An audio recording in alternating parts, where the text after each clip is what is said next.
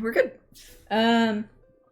So last time we worked together with Narsha and Alabek's teams to complete the intelligence trial. It opens up a portal to the opens up a portal for the four potential rulers to enter Silvanus's domain, but waiting for them is Sharpistol instead. She tells them the decision has been made, and as she's about to hand over the circlet, Brian stops her, demanding to speak with Silvanus about these practices.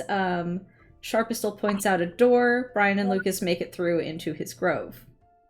Meanwhile, Loran comes up with a plan to counter Silvanus, since he doesn't think that the deity is going to play fair with regards to the trial. He takes the rest of the group, plus representatives from Narsha and Alabek's teams, to see Titania, who is shifting from autumn to winter and is less friendly than before. After some convincing and Cass eating from her table, she agrees to help us with our Silvanus problem. Back in the grove, Brian speaks with Silvanus and points out the error in his ways. And that's where we left off. Okay. So, the last moment we left on in the game was Alstaer. You stand in Silvanus' realm, and as he kind of wraps up his speech, his spiel about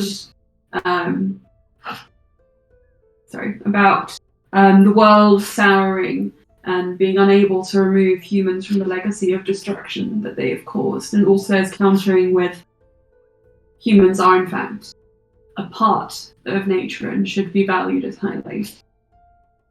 You see the canopy above you, the foliage, begin to ripple and shift, and those thousands of skies of the different realms which Silvanus rules over, they kind of ripple and they are swallowed up by the leaves.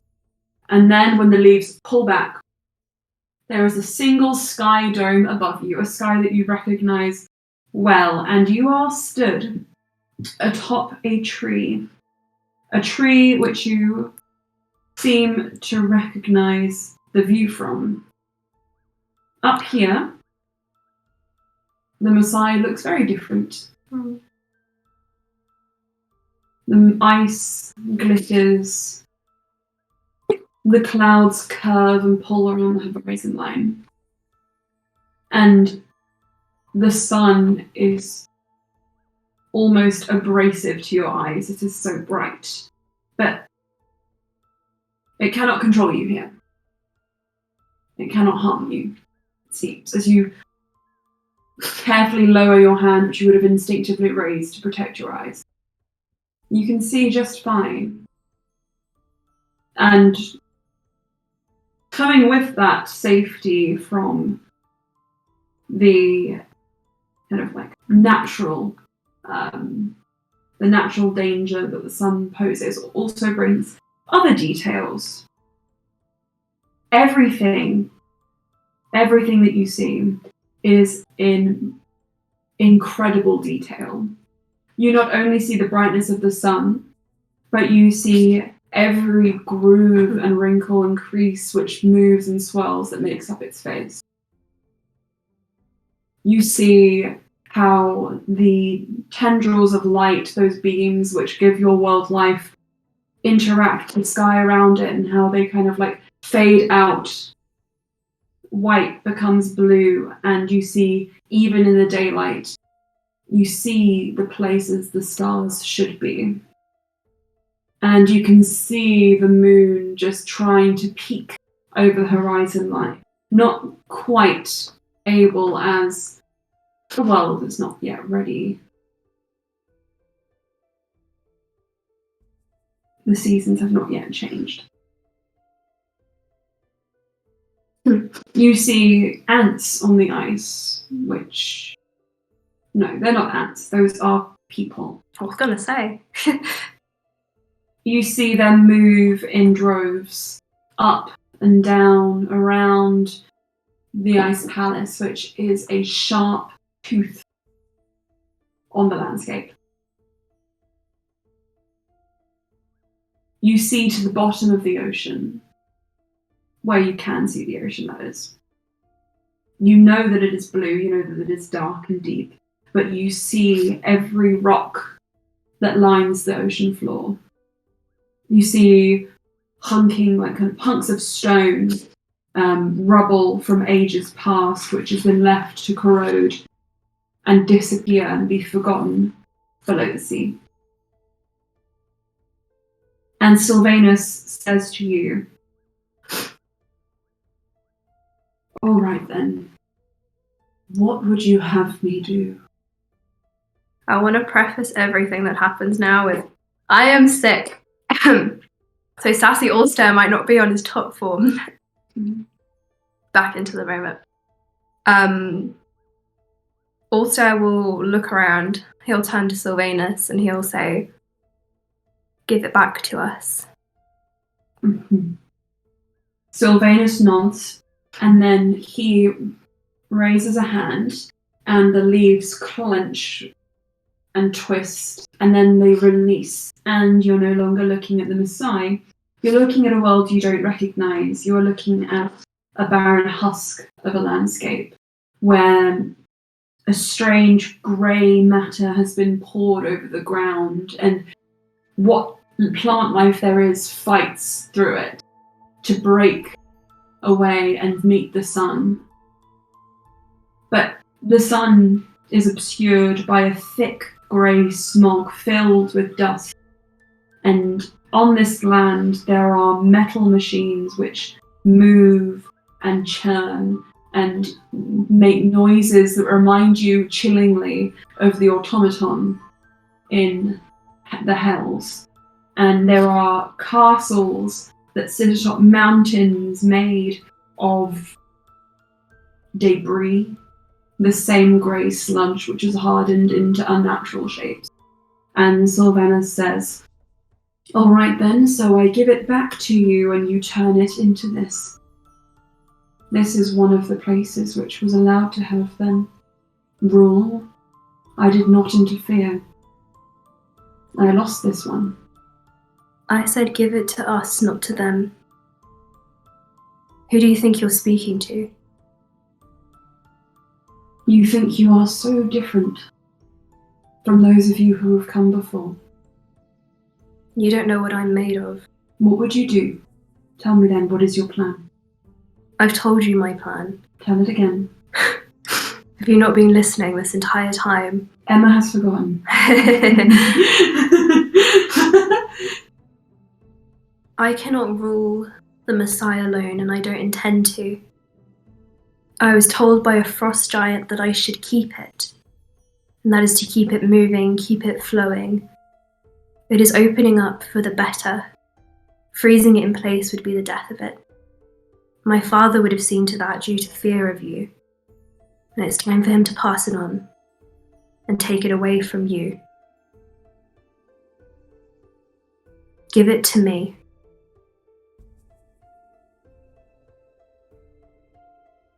He raises a hand, the leaves clench, and he pulls it back down. And instead you see a plane, which is, again, very similar to the first you saw, which is similar to your home, except you only see water. There is no Mesaje. Give it to you, knowing what you're capable of. You have the power to destroy it. We all do.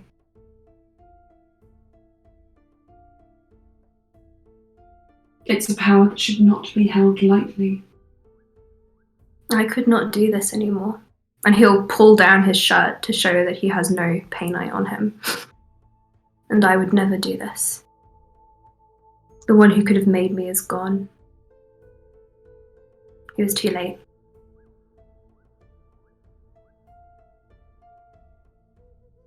Silvanus leans back, and his fingers flick as though flicking through the pages of a book, and the world turns above you, the sky dome moving and shifting to show a different landscape. It is a Shissel and the High Solarian. They have something that could do this. It would never come to that.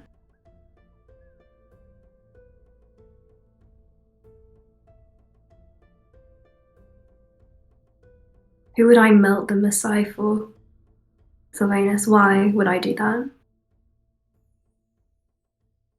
Look at me now, do you not know who I love? Can you make this promise for all of your future generations?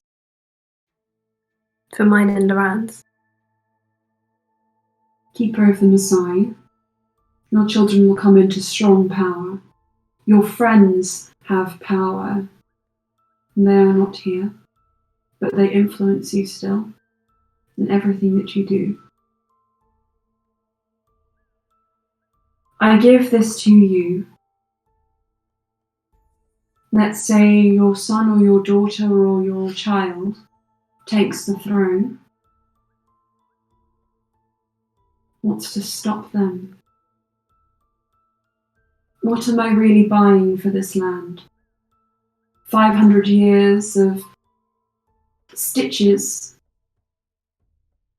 and bandages. Not a lifetime supply. You've had my blood sorely underrated. Yes, I've had your blood.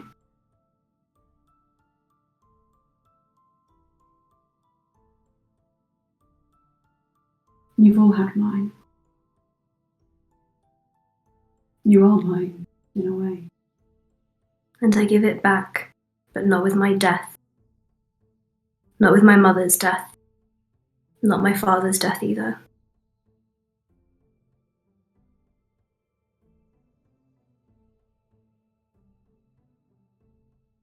I would not raise my children like he did me.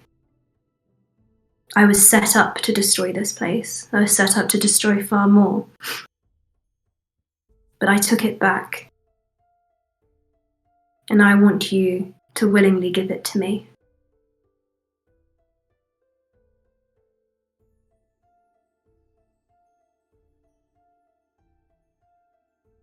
Silvanus says nothing, but raises his hand as if to turn the earth again. At which point, the leaves begin to constrict, and there's confusion on Silvanus's face. And the sky dome disappears, but the light is still there, and it filters through the leaves and turns them a sweet, almost sickly lime green. They seem to sparkle with an iridescence that they did not have before. And when the leaves pull back, you see a winding path of bark and wood, which kind of forms itself into steps, and it grows beneath the feet of a woman who is a 9 foot, watchamajig, 9'6", well, roughly. Fairies carry her clothes around her, and in her wake, kind of stepping carefully on the stones that she has, on the path that she has left for you. You see Loran, Saraza, Slia, Neff, Bluey, and Cass. And with Cass's steps, you see the pathway which opened begin to sort of fizz and fade. As Titania takes the stage. Oh, says like, oh. Oh. Oh. Oh. Big lady. Big lady has appeared. We don't get the sense that there's like a hidden camera, do we? You've been pranked.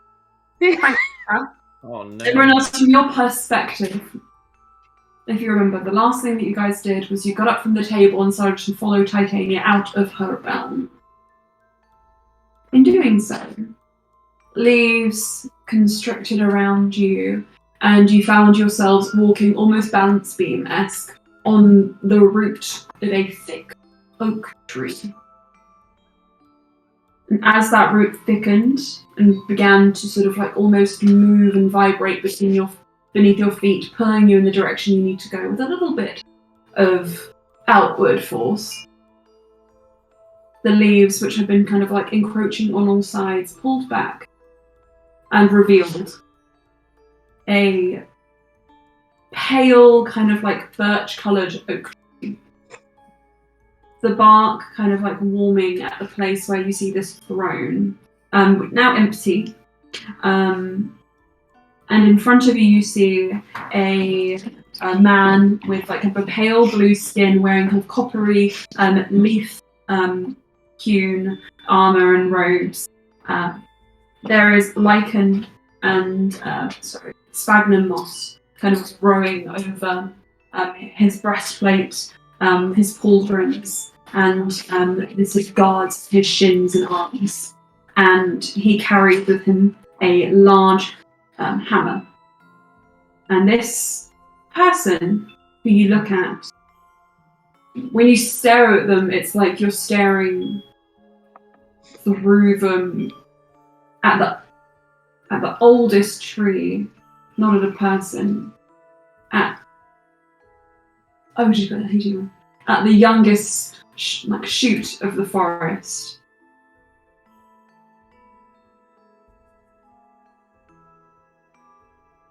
All at once, this you realise is Silvanus. And I'm not going to say you're all struck by his presence, because you guys have met so many gods and demons by this point that you're like, that's fine. That's fine. Probably. It's up to you if you're all struck or not. Neff is like, wow. Yeah, Neff has a lack of social awareness, I think, in these situations where she probably should be hit by a bit more of a presence than she usually is. Mm-hmm. Did you say anything to Silvanus? Whoa. Well. Whoa. Well. Sarasa says, try to contain yourself now. She appears to compress a little bit. Not taking my words, actually. Would you like me to carry you in on my shoulders? Me?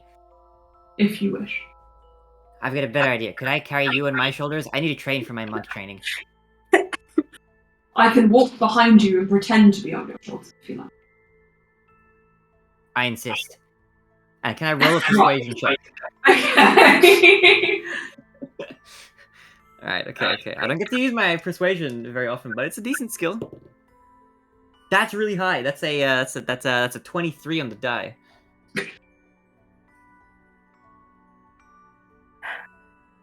You look impressive. I'm not concerned with how I look, I'm not concerned with how you will look. After I crush you with this dump truck off.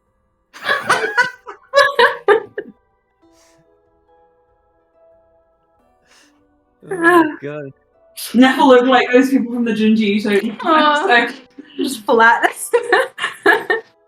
She's already pretty small. It's gonna look like it's like a cat riding a Roomba energy. Or a Roomba riding a cat the other way around. I don't know. Wait, Well, should Neff you is the be? smaller one. She's on the bottom, you know. Like a Barbie wearing a Polly Pocket. It's a Barbie wearing a Polly Pocket. Okay.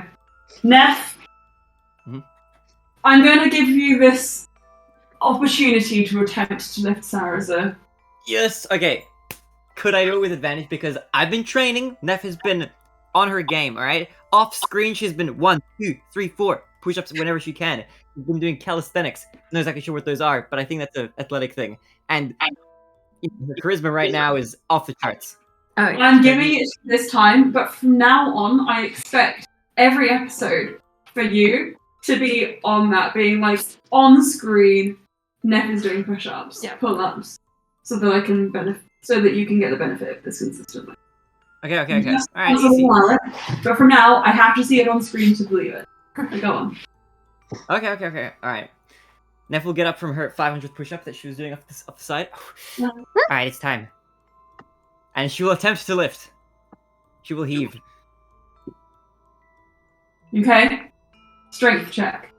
All right. Okay. Could I do it with advantage? Yes, I'm allowing it this once. But from now, if you want advantage on these rolls, you have to qualify it in game. You have to earn it. I feel like Neff has been, the whole reason Here's my qualification. The entire reason she became a monk in the first place was for this moment right here, right now, to lift Sarah's. Okay. Stop. Wow. Okay. Also, it's like, maybe I Either should that roll.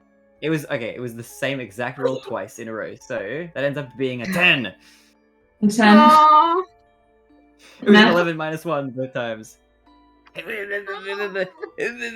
actually you became a monk for this reason. Please make me a dexterity saving throw.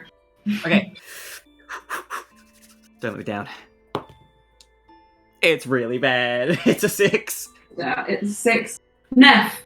Sarah's Squash me. against his best judgment to get like just kind of like one leg up. It's no.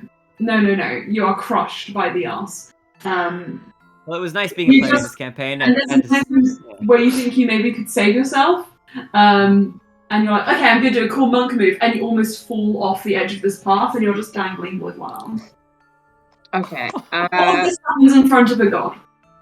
Also, it's like, give me the Messiah, I'm a worthy suit. And then you guys come in. So I'm just like, I'm not sure. Okay, sure? At Okay. earliest opportunity, I would love to help Neff up from the edge.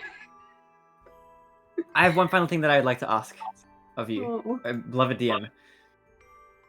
Could I potentially somehow either do a charisma saving throw or a performance check or something to make it seem like that, play it off like this was the intended action the whole time, and we were actually just putting on a mini sort of sideshow?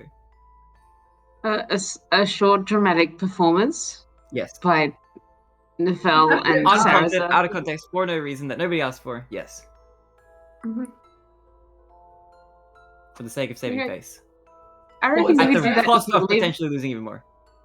What do you go? Sorry, I'm really confused. Repeat what you want to do. Okay, I just want to do some sort of roll to see if I can play it off as like, ta-da! That's what we wanted to do. Performance check, please, or deception. Okay. Up to you. Okay, could I offer a charisma saving throw? Yes, I'll accept it. I'm being very generous. You're being so generous. I'm being so generous. Oh, I rolled really badly. It's a 10. Oh my It's a God, 3 on Thomas! the It's a 3 on the die. I'm sorry. Get new dice. Your dice are cursed. They just know that like, nah, Neff, you're not getting away with this. They're honest though. Neff, Mhm. it's quite obvious what's happened here. You are a little magical girl dangling off the edge of this amazing, stunning pathway. Now, as I described before, the pathway does start to disappear behind Cass's footsteps, but I think Cass would stop so that you don't fall into the abyss. Beneath your feet is just endless leaves that go down as far as you can see. You've no idea if there's a floor to this realm. You didn't see one coming in. And Okay. the person closest to you, I think, is probably Cass. And she looks down. Cass. Help. And she reaches to pick you up. And as she does, you feel your fingers when your fingers touch a slight zip of energy, like almost like a static shock. And when she pulls her hand back and helps you up, her fingers have a little bit of like a iridescent sheen to them. Well, your fingers look cool. Cass just looks at them like, very Okay, Neff will give her a hug. Thank you for saving my life again. I would do it again and again for you, Neff. She nods. And she turns to the... If you want to free them, you got to reap the consequences of them being out. Guys, should I free the cats? Up to you. I am a neutral party. Aiden, should I free the cats?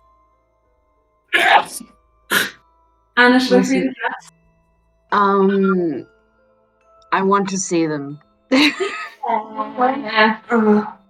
Free the cats. I love you. Mm-hmm. I'm not putting them away when they start. I'm not putting them away when they start eating dice. I'm not doing it.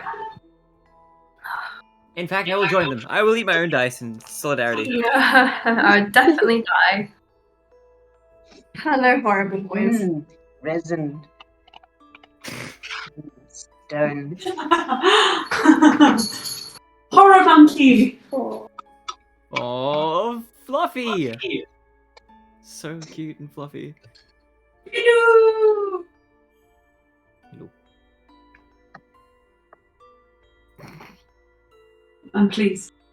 Oh, He's gone back upstairs, but no. No, bro. Oh, hello. He loves you. Oh, he's annoying. Yeah. I'm here. I haven't They seen him all day. oh. Maybe Cabbage, they have been. cabbage. Wait. Amazing. Ah, off you go. They definitely entertain themselves. Most of the No. time. We No. are Oh, okay. entertainment. Okay. Okay. We are the circus. Something. There once was pie in there. Not anymore. Not anymore. La la. Anyway. So, Alstair, you watched this whole procession happen. Neff falling and Cass helping her up. Make me a perception check. 24. Okay. With that, you do notice that kind of moment when Cass's fingers kind of sparkle almost with a strange energy you've not seen before. Interesting.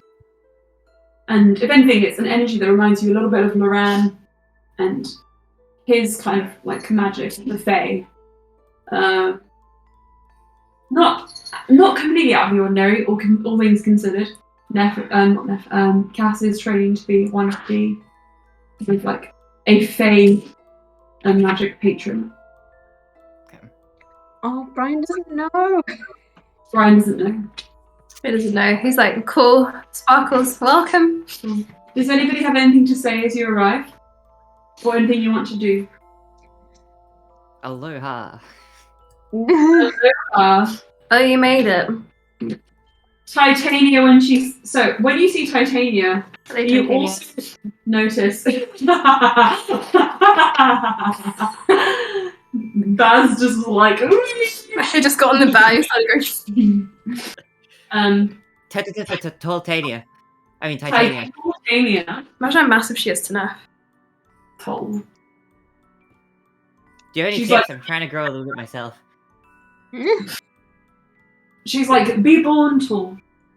Oh, Oh, fuck. I was born taller, When you died. And then you died. and I died. The worst luck, you know? Mm-hmm. Mm. So, Hi, Titania.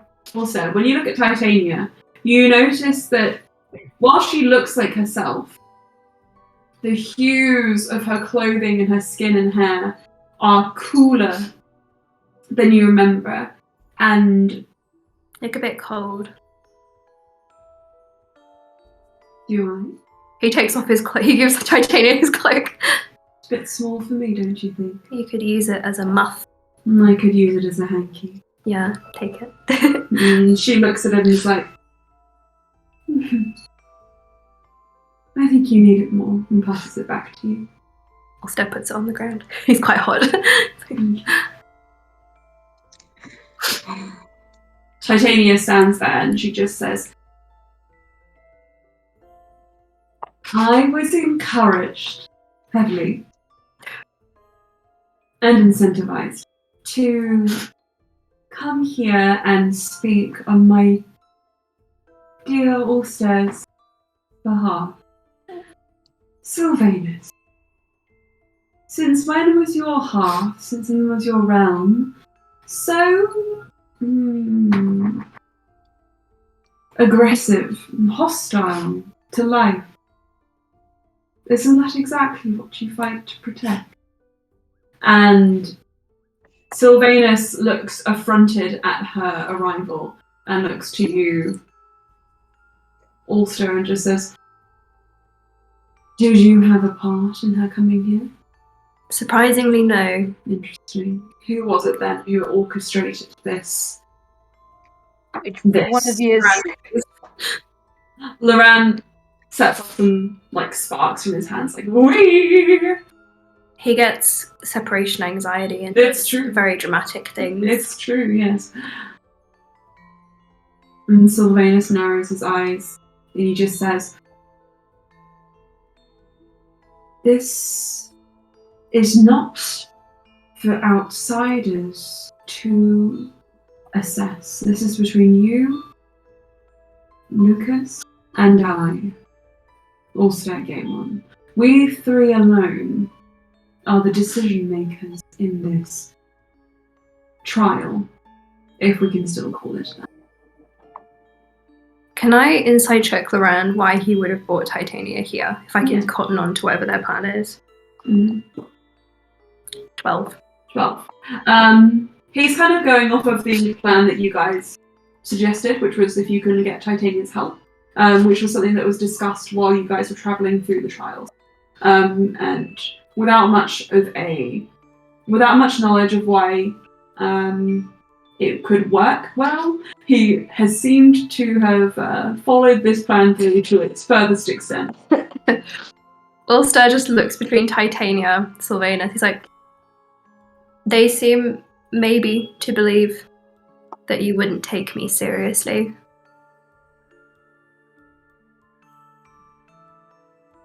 He does look to Titania and then he says,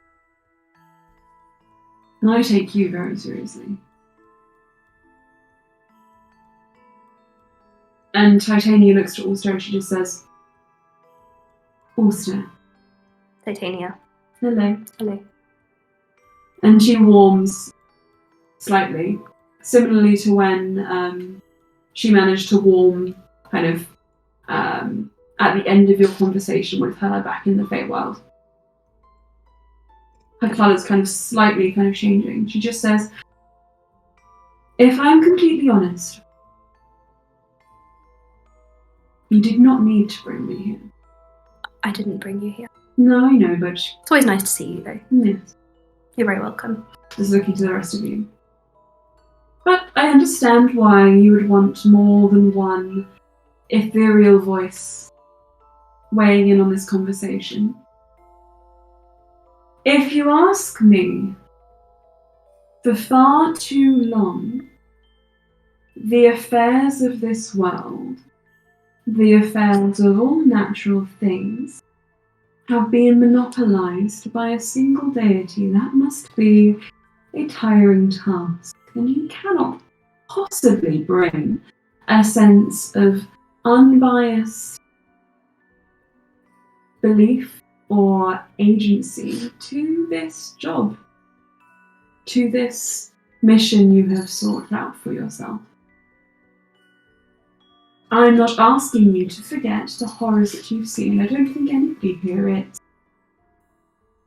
I'm simply asking that you listen to counsel, something that this sort of already learned to do. And I think if, well, we listen to what they have to say, you might find fitting and insightful enough to include in your own practices going forward. Listen to their testament. And she just kind of looks around the whole group, all of you. Lukas, Sarazar, Loran, Leah, all of you guys included, Neff, Bluey, Cass, Alstair. Listen to their testament, take it seriously, take their counsel, and do not just brush it off.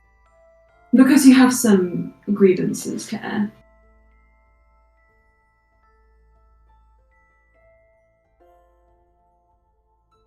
And Silvanus looks to you and sits in his throne once more. And he says, all right then. Let us do this as you do on your material plane.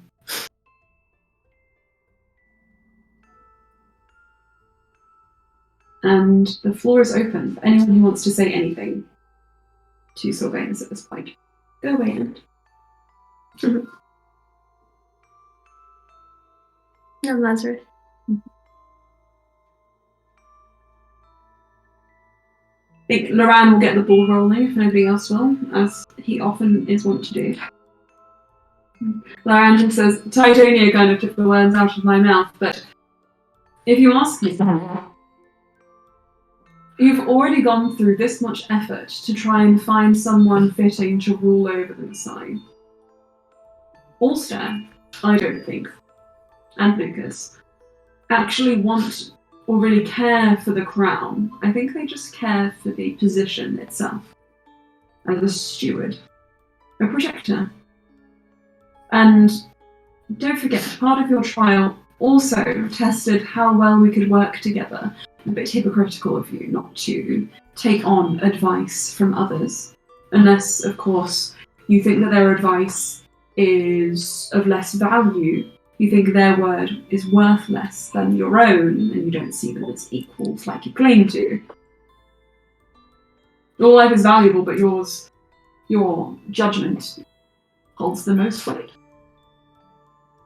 I think I've seen a few countries fall to that, so what's to say your one couldn't fall as well?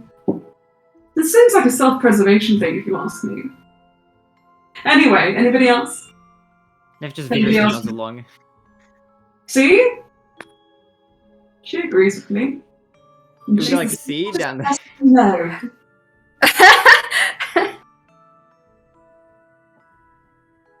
She's a princess. Well, not Was. anymore. Yeah. Former princess. See? She knows when to quit. Well, I think I was kind of. I think I was forced to resign, really. Okay, but Bluey, have you got something to say? Alstair slides in front of Lorana. Blue will step forward.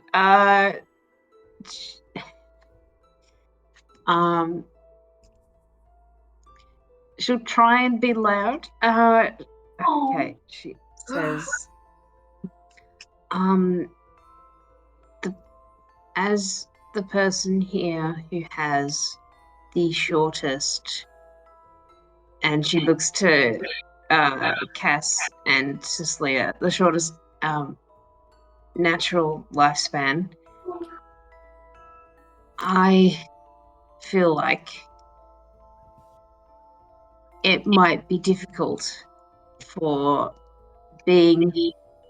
I mean, if you're as tall as you are, I assume you live a very long time.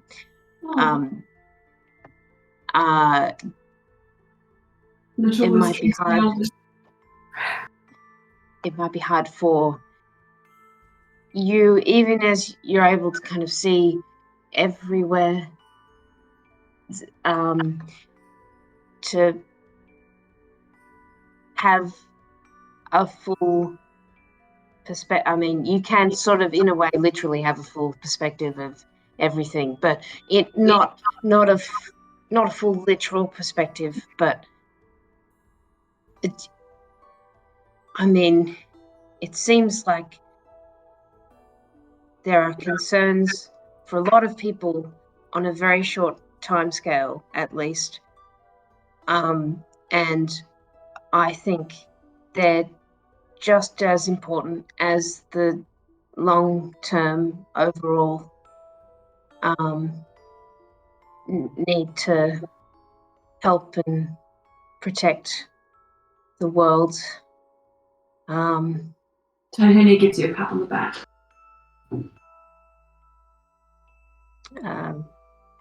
Reassuring. Yeah, that's all Blue says. Yeah. Mm. She still looks at Slayer and Cass, and she's particularly also thinking about Cass. Yep.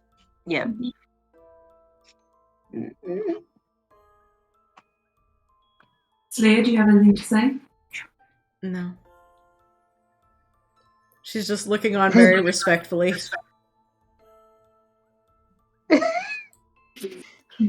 I go, my son. He's a troublemaker, that one. Troublemaker. Neff is just standing pridefully by her friends. I love you. Fuzzy. I'm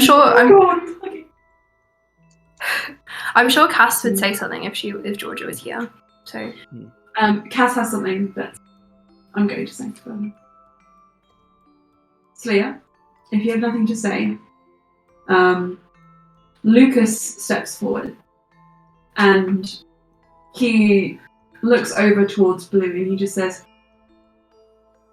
I agree with Bluey. You see far too much. You see things in eons, in ages. You can't possibly know what it is to live our lives. Even if you ever once walked among us,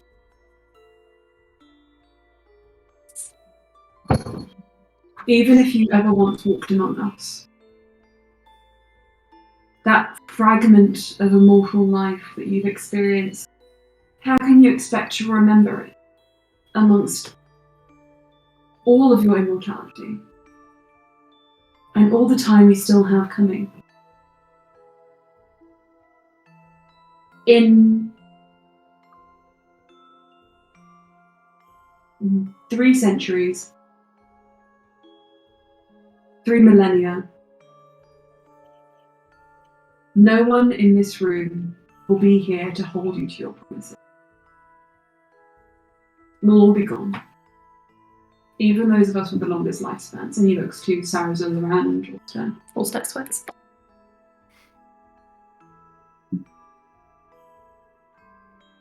He just kind of like turns his eyes to the ground and just says, "You don't have to keep your promise forever. We can't hold you to that. You just have to keep it for the time being. Long enough for us to try." You have to trust.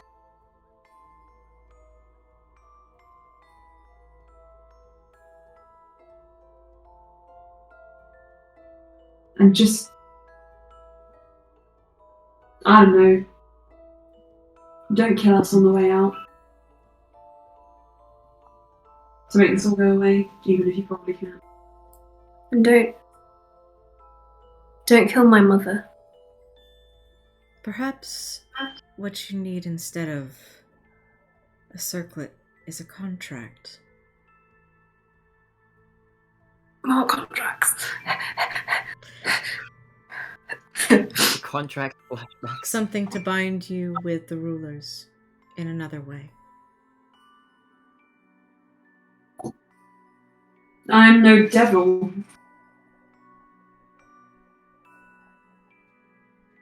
I have something I could. If they would stop fighting each other, I could I'm focus. something to offer up. My 2 cats. Sorry, Your Honor. I have something. Castleton and Lazarus. Okay, Alstair says, I have something I could give you. You would know my intentions entirely. At least.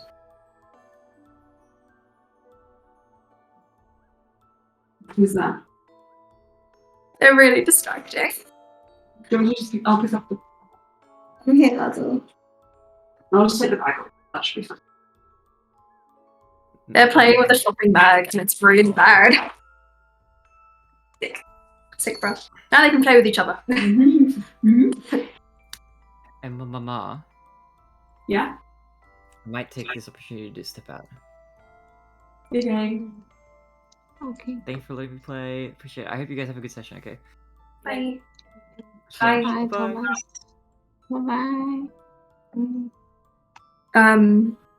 Also, we'll go up to Silvanus and he'll take a small dagger out of his belt. He'll hold out his hand and he'll draw a line. And from his blood, he'll form a flower, a completely unique flower, nothing like anything he's ever made before. It wouldn't exist in the real world. He'll seal the wound and he'll hand the flower to Silvanus. It's made of me. You would know if my intention or my blood's intention changed.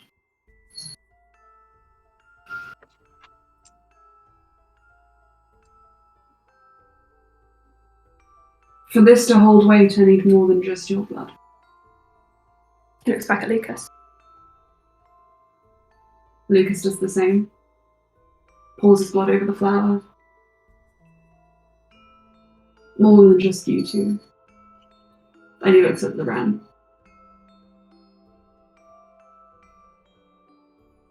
I believe there is another of yours, but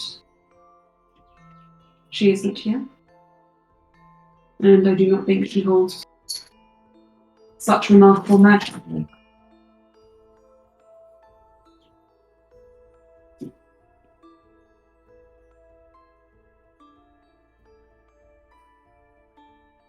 They're being menacing. And you can tell also that he's referring to Daniel. Alstair will nod at Loran if Loran is looking to him. Did you Loran, say? Sorry. Did you say he was referring to Daniel? yeah, considering that he brought up earlier the future generations of these kings, what they might do. And obviously that does not exclude Lukas and Daniel, even though their bloodline does not hold as much raw power as Loran and Alstair combined. But it's not a power to be snuffed at. And she comes from a powerful place. Does Brian happen to have any of like Daniel's hair on him? I don't know. He says you get the impression that he doesn't require that much. He just wants Loran at least side of things.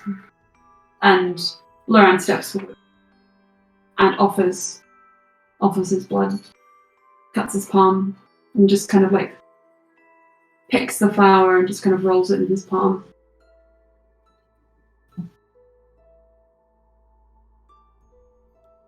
Passes his hand, holds his hand over to you, Alstair.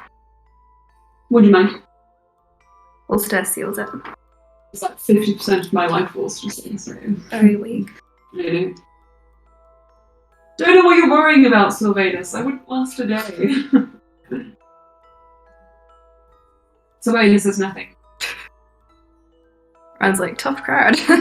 Okay, wow. Appreciate it.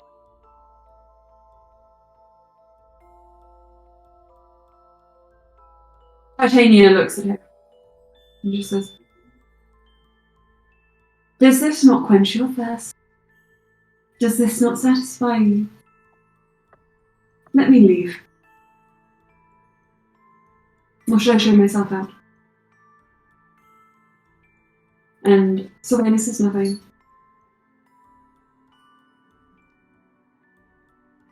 He holds the flower and just lifts it to his nose and smells, inhaling deeply. And as it does, the colour transforms, the blood is siphoned away. And it blooms in shades of crimson, silver, and white.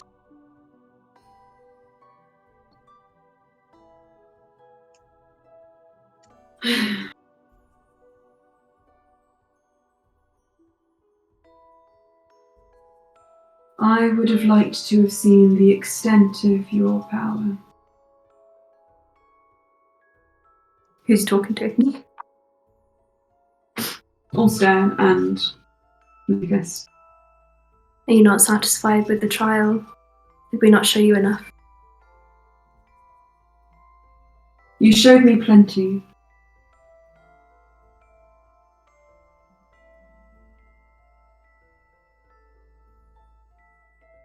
Honestly, this is just my own curiosity.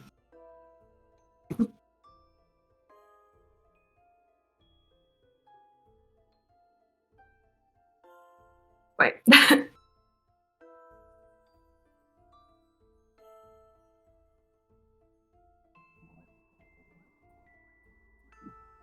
Alstair will look at Lukas. Do you trust me?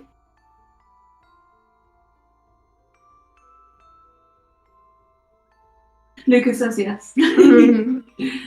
How much room is there around this tree?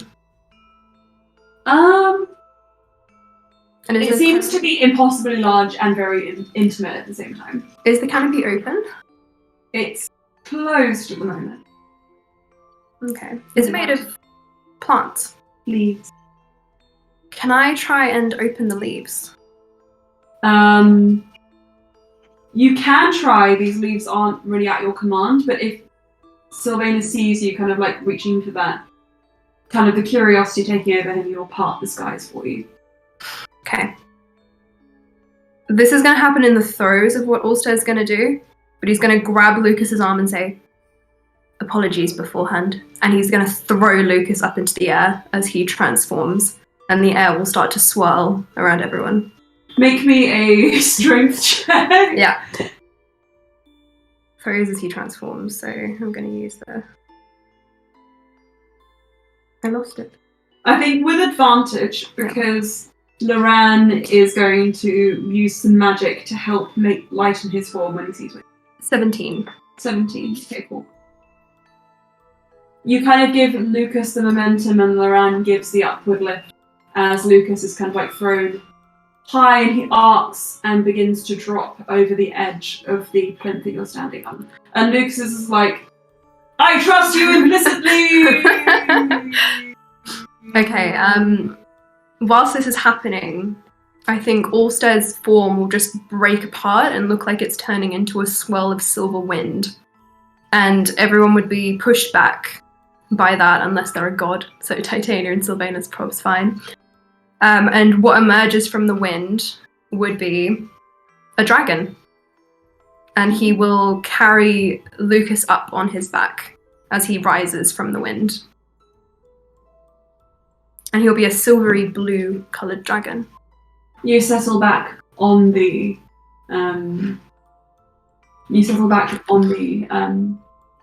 sort of walkway before the throne, dwarfing it somewhat. And Silvanus still sat there holding the rose. He's doing. You being a little devil? I love you. eating your present. What present? Whatever. No. I'll be right back. Okay. Fuck off! Little criminals.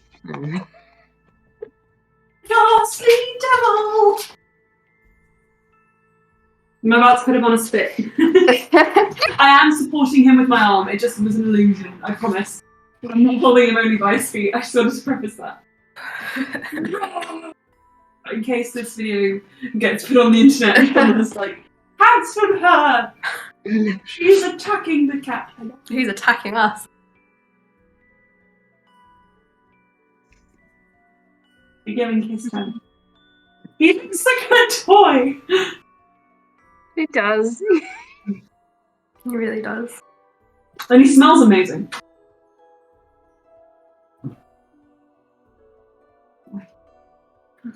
What if I could make it a little hat?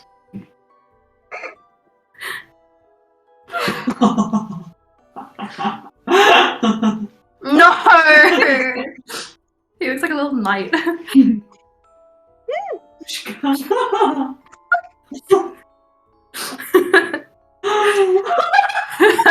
Get off of me.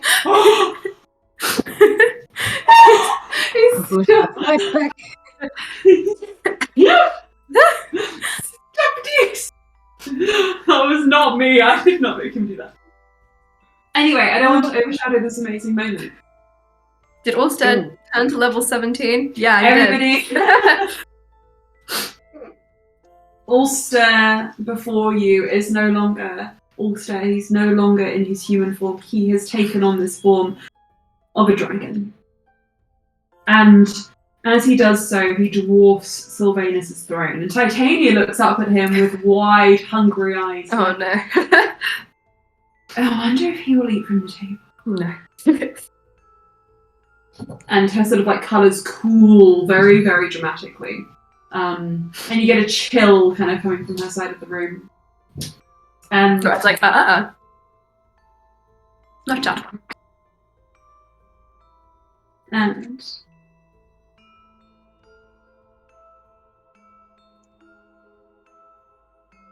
Silvanus, sort of watching you,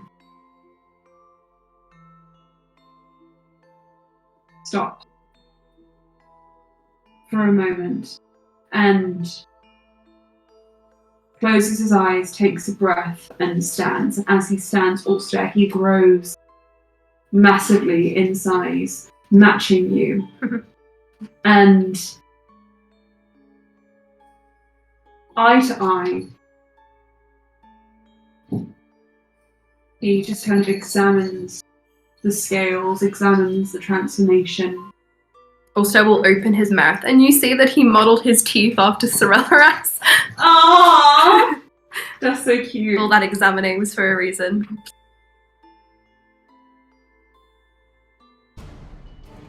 Why did that happen? Tashamata starts playing. Sorry, that wasn't supposed to happen.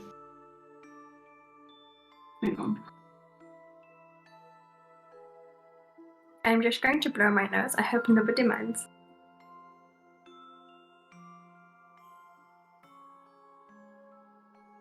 Okay.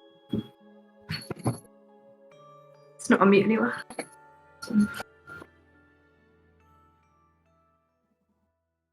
Alstair, with advantage, thanks to the appearance of your team and your what a goblin. And your transformation into a dragon, I would like you to make me a persuasion check, please. Persuasion check.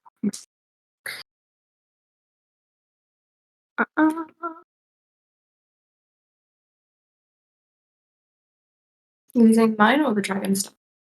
Your mental stuff.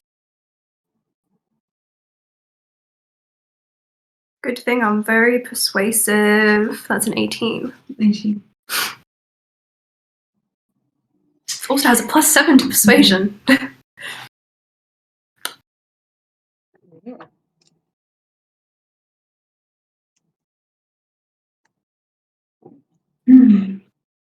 Okay. Baz is chewing your bike stand. Silvanus. As Silvanus stands, his realm stills as if frozen in time. And he says, I can still speak. you come into Tianinog. You speak out against my ways. You use magics which I provided to intimidate, to persuade, and to change my mind. Do not try and hide the fact that you would have used this power in such a way. However, I suppose you are, in a way, beings of nature yourselves, as you did say. If, looking at Titania, one this powerful is able to vouch for you, then perhaps it is time for me to reconsider. But Lukas, game. Alstair, game on Dehane. You must never forget what I have shown you here.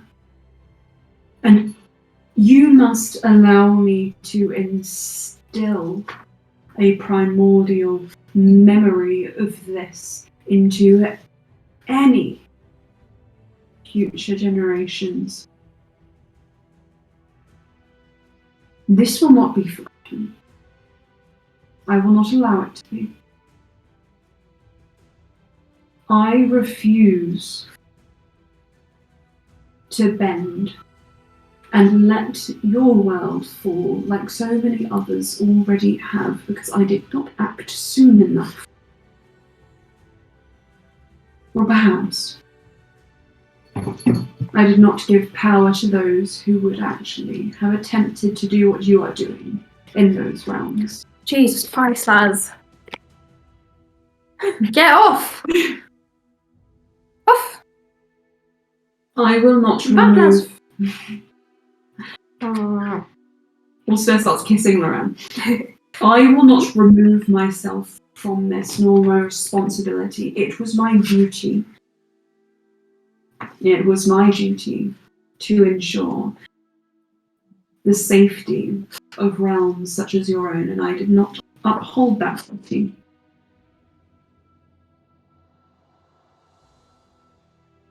I will permit you to remain as stewards of this realm, whilst I preside here in Tianelog.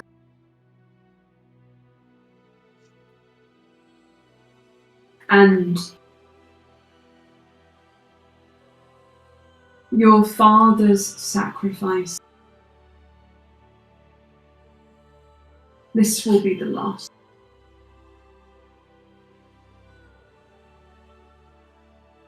So long as you remember, you must not forget your promise here. Can I do something? Alstair, the dragon, will brace himself against the ground and look very briefly at Loran. Mm-hmm. Then he will tilt his head up to the sky and he'll blow out a small puff of blue fire. And then he'll nod at Loran to control it. Loran's flames curl up his hand and he throws them into the sky. And they, like elastic, kind of bend and twirl around Alstair's. And they take on the heat of Alstair's until they are a nexus of light, flame, in all of its colours, scattered across the sky dome like stars. And Loran says, "Trust me, we will not let wildfire ruin this land again." I'm very controlled. Together. Alstair the dragon will say, he'll open his mouth to speak, and it'll be so loud, he'll be like, oh, was that me? Anyway. My power is only to protect the Mesaje. If that would ever waver in my future generations, I believe that we would have the power to stop it as well.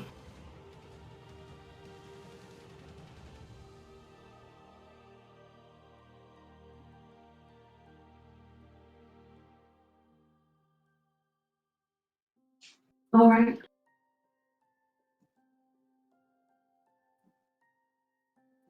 All right then. And Silvanus closes his fist. The fires above you, at Silvanus' command now, are smothered. The leaves of the sky dome contract. And it's almost as if everything is being pulled back to a human scale of understanding.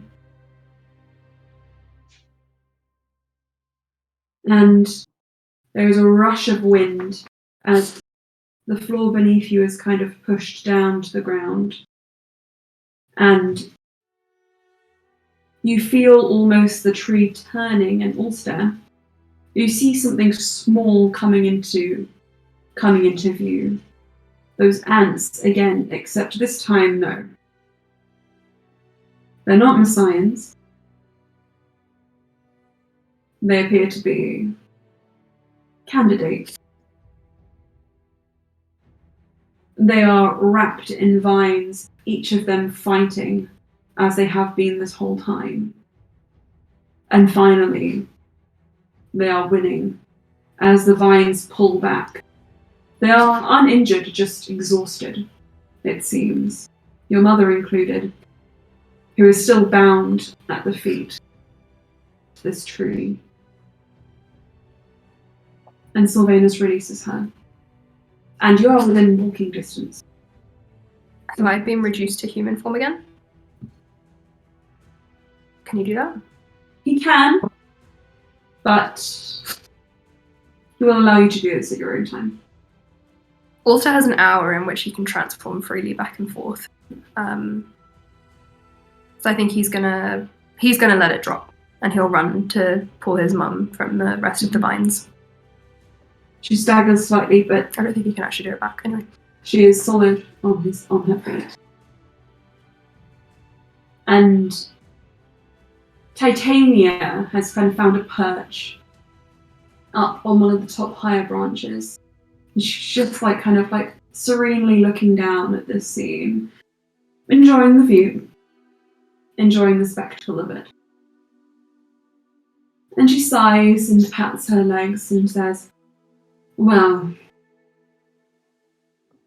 as interesting as this was, I will not stay to meet your other friends." She leaving? Oh, Alstair will wave. I know that we will see each other again, not before long, on this time, on my terms.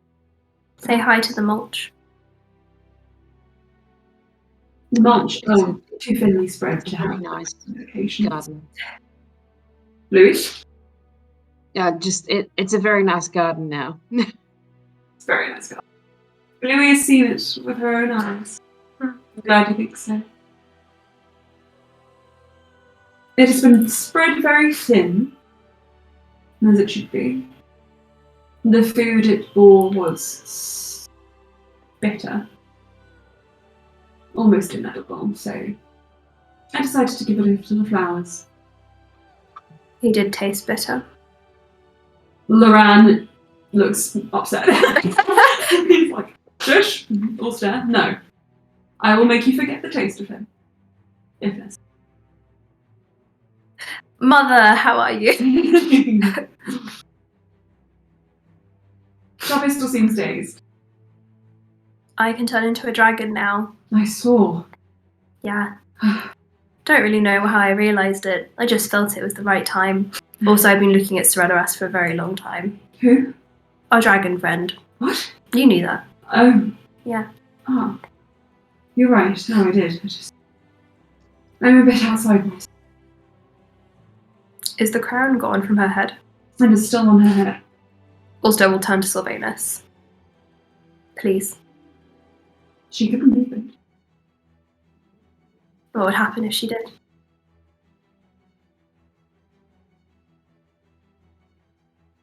You would become the keepers. You wouldn't let her die. You said my father was the last one.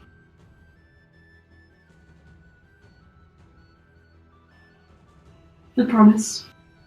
And I will keep it. Can I insight check him? Mhm. 15.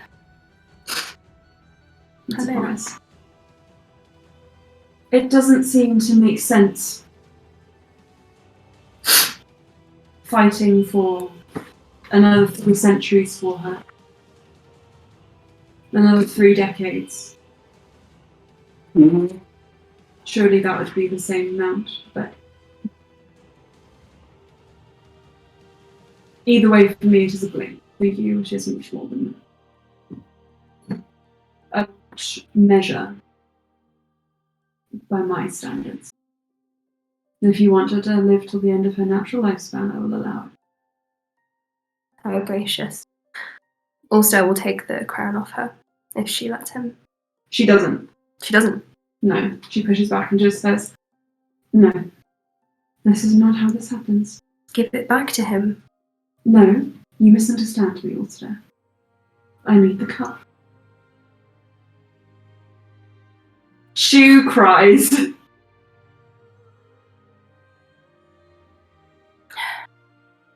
Alstair will give her. Well, look at Lukas. Lucas will pass the cup. And now when she raises her hand, sorry, can't really have two. She holds the cup in one hand and raises her hand. And when she pulls the crown off her head, the first time you've seen her without it, Did you sleep in that? Yes, and now, as she pulls the crown off, it begins to shudder and melt into water, and that water pours into the cup.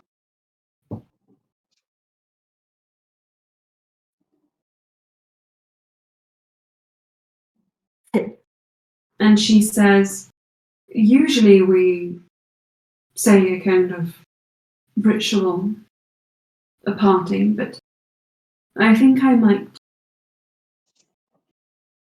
change this slightly.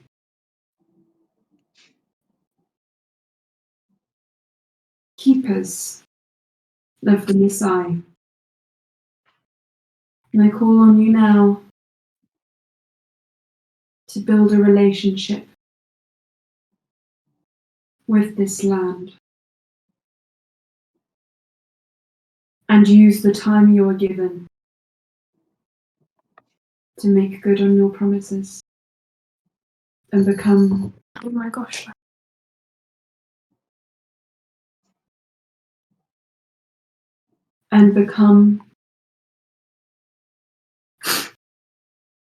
the guardians I know you can be. And she passes you the water in the cup. Also look at Silvanus. Glug, glug. Stop this! Loran must always be the center of attention. Stop! You're about to see his bum. He's sitting on my computer. Get off. La la. No. La la. His fur is such a pretty colour. Pretty mix of colours. I know. He's copycat. That's exactly why I chose that breed. Because I just knew that they were perfectly Loran coloured. Hello. Get off. He is pleased. Glug glug. If Alstair looks like he's hesitant, Lukas will go. No, Alstair will look at it with... He has distaste in his eyes. He really doesn't like this crown. But he won't let Lukas take it if he's at all worried. So he will sip it first. Mm-hmm. The moment it touches your lips. Sorry. I have music for this. He's had nightmares about this crown. Mm-hmm.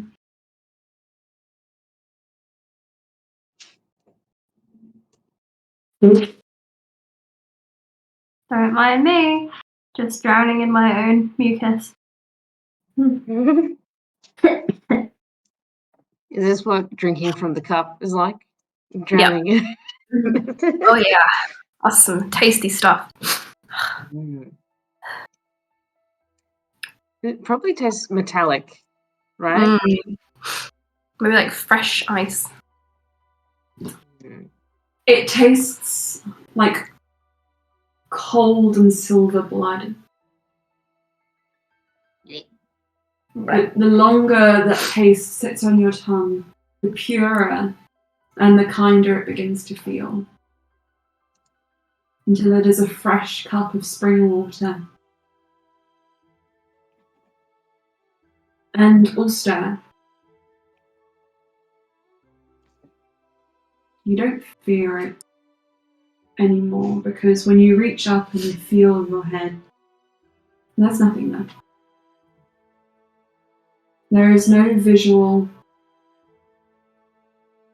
signifier of this promise. The crown is no more. There is only the consumption. There is only a quenching of thirst. A cold drink on a summer's day to remind you of your promise. Yeah. He'll nod at Lukas and hand him the cup. As the cup is passed between you, you register again Alabek and Narsha. And Narsha seems quietly stunned, but Albeck is watching intently, and as Lukas lifts the cup to his lips, he scrambles forward and he just says, "Wait!" And he looks at Silvanus. When he drinks, will you leave? Is this the only time I have? Any of us have to speak with you? I mean, everyone wants a piece of Silvanus these days. And Silvanus looks at him and just says,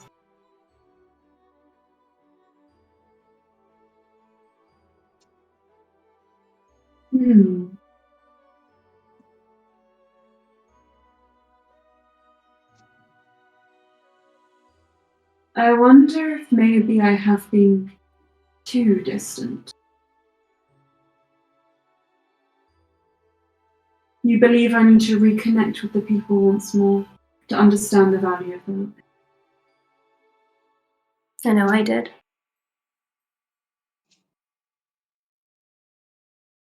Nothing will change my mentality, but I suppose that I can make a migration of my own.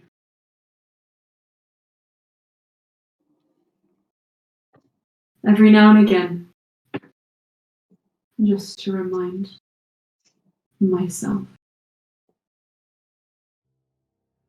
And Lukas doesn't wait for Silvanus to say any more. He only waits for Albeck's expression to change from desperation to understanding. Sorry. It's okay. You can eat it if you need to. It's okay. And Lukas drinks from the cup. And as he does,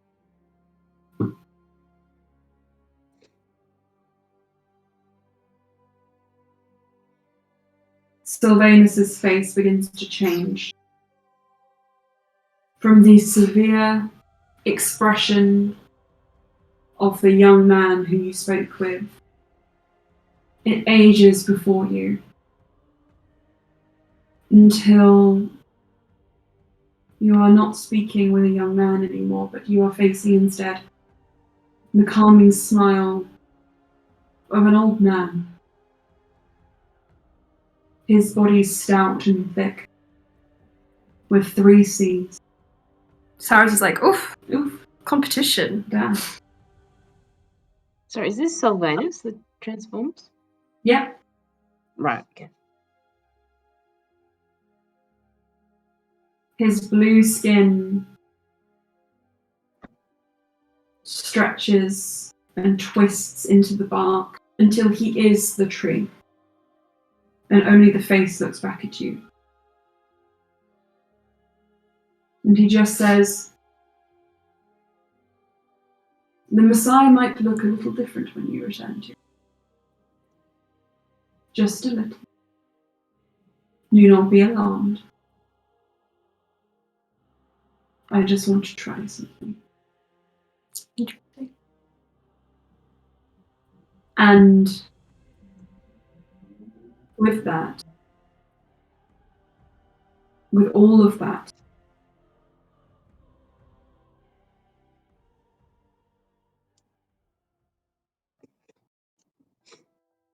the tree turns, frosts, and goes through all the seasons from spring to summer to autumn to winter in a blink of your eye. And the leaves fall to the floor. And all around you, those mists descend. And Bluey, as always, they are a little bit thicker, just at your feet. But that's just the fun.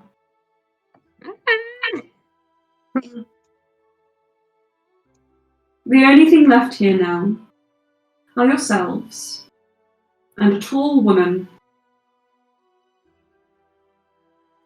Oh, so Tania's still here. Wait, no, she's about to leave. Tall woman whose form shrinks and she turns into the mist and disappears. Bye. Without another word. Damn it.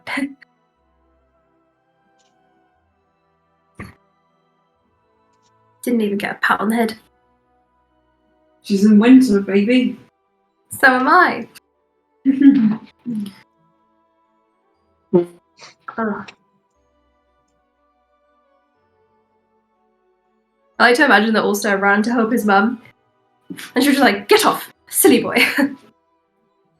Funnily enough, I think Sharpistol is the first one to move.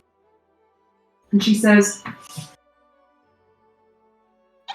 I remember how we were escorted from out of here, so let me do the same for you.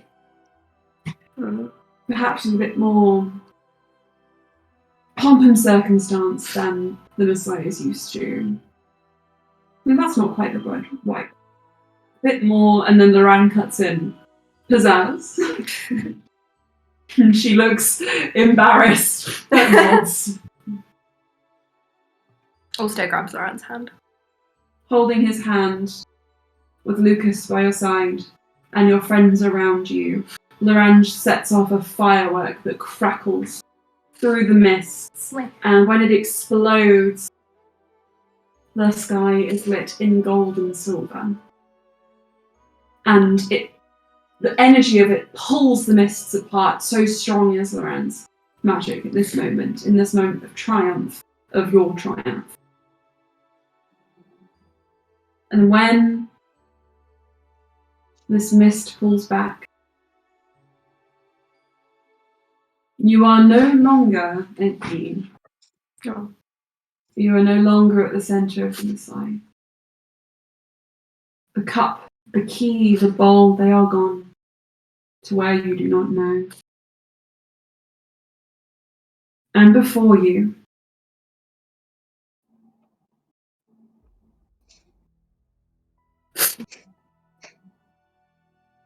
you see the Mesaje Ice Palace. It stretches up high and grand and different from what you remember. Curling with a vitality that is usually foreign to this place. Sourced, it seems, from the garden that you've kept so diligently. Have helped. A tree, an oak, the size and scale of which you've never seen before, wraps all the way up around the palace. It seems, despite its nature, to be evergreen, as even here in the cold, it provides shade and canopy. Its roots spread and fortify the frozen foundations. Those who lived in snow now live with a touch of greenery over their heads. The flowers, which were small enough to be cared for by one, spill over its trunk from the ice, from that place where you know your garden is, Alstair. And they make a carpet welcoming you back to a place which finally looks a little bit like home. Alstair's got glazed eyes. And guys, all of you are now level 17. Well done. Should we take a 5-minute break? I think we should take a break, and then when we come back, we can have a little level up-a-thon. Yeah. Before we get into some more proper content. So, come back at like 25 past. Full disclosure, I did level up last game just to prepare that dragon moment, so don't worry, you don't need to take time on me. He's the monarch now. I think that's fair. I did ask Emma, I was like, so when can I turn into a dragon? And Emma was like, you'll know. And I was like, when? And Emma was like, when you meet Silvanus. And I was like, got it. Got it. See All right. Let's you take a in little break. 5 minutes. See you in a bit. You gotta go, you gotta And we go.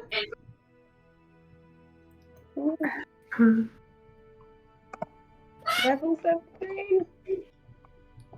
Oh, Alstair's passive perception and insight is 21. Heck yeah. Ain't nothing getting past him. So, friends, allies, countrymen. Does anybody want to share some of the cool stuff that they managed to get on their level up? Apart from 9th level spells. Mm-hmm. Slayer, do you want to go first? Did you remember that thing that I said in game? About what she was like training to learn how to do. Hang on. Very quickly. Ladle. Come here, Ladle. Hello, Ladle. Hello, Ladle. Is that another name for Les? Ladle, yeah. Ladle. Hang on. He's Ladle. Maybe we should start with Anna, so that I can just really quickly get the info I need. I'm sure there's a lot in the spells department which might be a bit dizzying and but yes. So with a 6 proficiency, you know, strength saving throw of 11 plus 11 and a plus 9 for con. That's very nice. Athletics is plus 11. Perception is 8. Amazing. I think the ones where I have half proficiency have stayed the same, but that's fine. But yes, survival is up, so plus 8.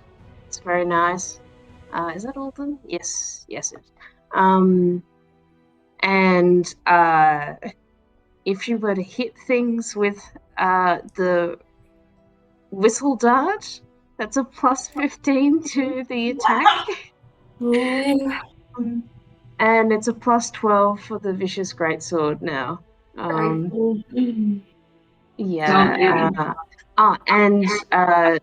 You know, dex saving throw from breath weapon, that's 17 now. And things like, Thunderous Smite is a 17 strength, and Compel Jewel is a 17 wisdom. Was that? That's Laz. He has a very loud, annoying meow. Oh my god. It's just normal noises. Laz is so loud. Baz is annoying, but Laz is loud. Baz is like, So I Laz is like, "Meow." That's the volume difference. I believe that's it, apart from I'm now at 157 hit points. That is sexy. Mm-hmm. It's very sexy. And what's Lauren on now? Like 12? On what? 12 HP? Oh yeah, he managed to actually finally get to 12. He's been Digits now. He's been looking at double digits for a while, but just never really made the full, transition. No, he is. I can't. I don't have time to level him up, but I will certainly do this. He can do power word kill now. Very nice. He walks into the room. I could kill some of you. randomly. And the rest I could kill intentionally. Oh my gosh, y'all. Speaking of power word kills, well, not in another game. I had a power word pain inflicted against me. Oh, did it work? Yeah, it worked. Because I had only had 92 HP at level 10. Oh my god. But then I rolled out of it with a natural 20. That was the spell that Cruel threw back at Loran. Yep. Yeah. Je suis the cry. We watched it again last night and we had a good time. And Marie and I spent like an hour rewatching it. Because I finally found it and Aelin sent me the message, so I was like, we rewatched the game where Cruel threw back Loran's spell at him and Loran almost died. It was such a good session. The double heist. There's one line in it that is really, really good, the way it's delivered. So it's Alstair and Cruel. Loran's just been hit, and Alstair's not my line. Cruel's line's the good one. Alstair's like, what do I do? I'll do anything essentially, and Cruel's just like, finally, and it's so good. It hits so well. Yeah. Anyway. Is this like on the ice, and that caused like the sort of crack? Oh no, which one was that? This is in the. You remember when they went in to get the locket back, and Loran threw a really powerful spell at Cruel, and Cruel used his hourglass to turn it back on Loran? It was a while ago. Cry. It was in the Feywild. Yeah. Whilst you guys were going underneath the Feywild and you discovered the bomb. Oh yes, okay. You guys were doing that while we were doing that. Yeah. Oh boy. So yeah, the team split in two, with the game on Dehanes and Dehanes getting the locket, and then the disappointment crew heading below to figure out what the Ventress were planning in cahoots with Karul. In doing that, you discovered that Leander had been kidnapped, and his absence and the supposed suspicious behaviour that the Ventress had reported was actually just a setup to blame him for the bomb so that they would be left in a higher position to pick up the pieces when most of the court would have passed away. So, all fun, all games, until your plans are foiled by some teens and 20-year-olds. I'm 19. Sick, says Alstair. I have 2 children. Hey, I'm Alstair, I'm 19, and I don't know how to use protection. I'm also a man, so I don't know how this happened. What we do? What we do? Welcome to my crazy life. You're one probably wondering how I ended up like this. Wow. Crazy cave. So This is Cyrus my in dad. leveling up, Cyrus got an extra C at the end of his stick. The Spoody is just popping out of It's his 400 jeans. C's. He can't bend over because he will just explode out of his jeans. Alstair's like... Loran is like onto Alstair, like you better not. Don't look at that booty. If you ever look at that, I will be shocked. Yeah, I love you. I'm so happy. Oh, Laz is so needy. He just screams. Baz can't do that. Baz is trying to get on the bikes. Anyway. Anyway. So, are we all excited about Yeah. the amazing? I can turn into a dragon. Yeah. If you didn't notice. Wow. Wow. Oh my god. Christ, what was that? Okay, we'll wait until things have been seen. Hee hee! What are you doing, Lazzle? I'm pretty sure. Everything is fine. It's the feature where it's like half. Is everything fine? I'm double checking. Charisma yeah, no, there's no charisma modifier. Yes. Let's. Where is? Blessing you. Ah. That's no problem. Hang on. Wait, what? Are you okay, Luke? Anna? I have 3 uses of Indomitable now. Yeah. Oh my god, that's amazing. Oh, right. Take a fucking sip, babes, from the cup to make you king. Level. So- I've got to update this sheet now. Yes. That's okay. We could have a little D&D sheet creation sesh. I might read you the line sheets and stuff as well. Yeah. We could have a make a date of it. Yeah. Okay. So, pulling us back into the action. As the mist clears and that web of flame above you fizzles down from the cold and just is a shimmering veil welcoming you back. it casts a new vibrant light onto the flowers, onto the fauna, which is just so foreign to the Mesaje.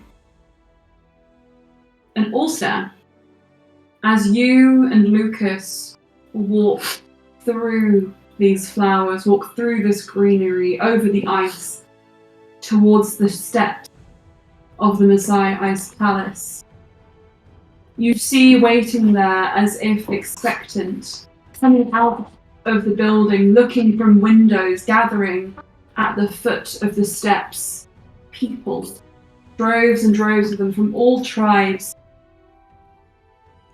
waiting for your return. Is my dad there? As you walk, you see that your father is there, and he is wearing a heavy, dark robe, the traditional morning wear of yore. Have some faith, Alstair says. Oh my god! Oh no! But as he sees you walk back with sharp pistol, you just hear a small voice say, "Oh, I did." As he unclasps the cloak, and beneath you see him wearing a shimmering gown of the highest quality. Just had to go for the shot. She's alive. Does Alstair say that? Yeah. Your father is too far away to probably have a conversation with at the moment. He will speak in a way that carries on the wind.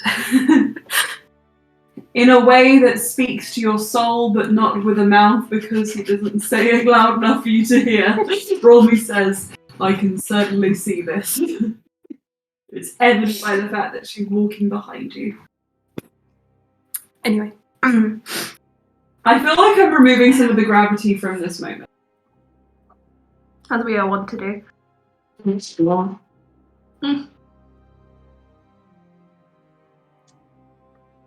Let me just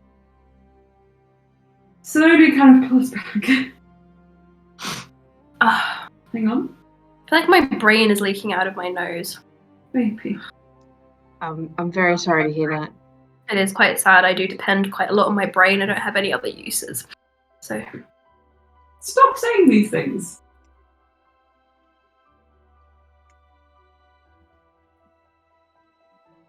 Are they actually...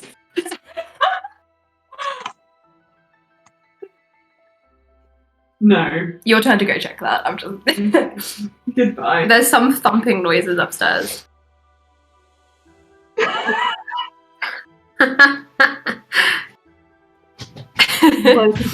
It's gonna collar roll me.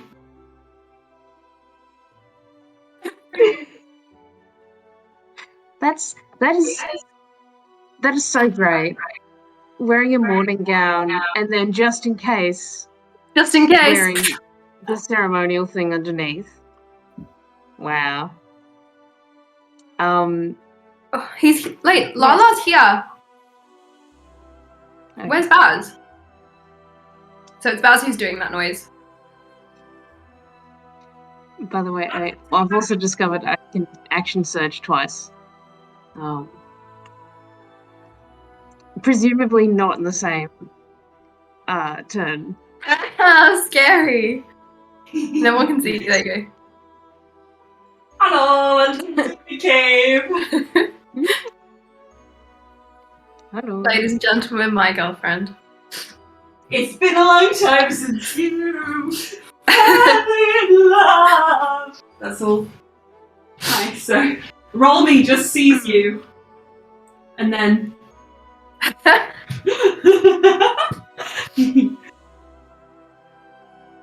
right. He's really one for theatrics, isn't he? He's very dramatic. I feel like Thranduil would do that. Yeah. Also says to his mum. Sharpistol just smiles, and you can tell there's a bit of like a heaviness to it, like a emotional weight. She clearly had not prepared for coming out the other end. Well, you really should have had more faith in me. I think I was correct to be cautious, but I'm glad that you made it. Also looks at her like, Perhaps it Sniffs, was less takes a step ahead. lack of faith in you and more of lack of faith in...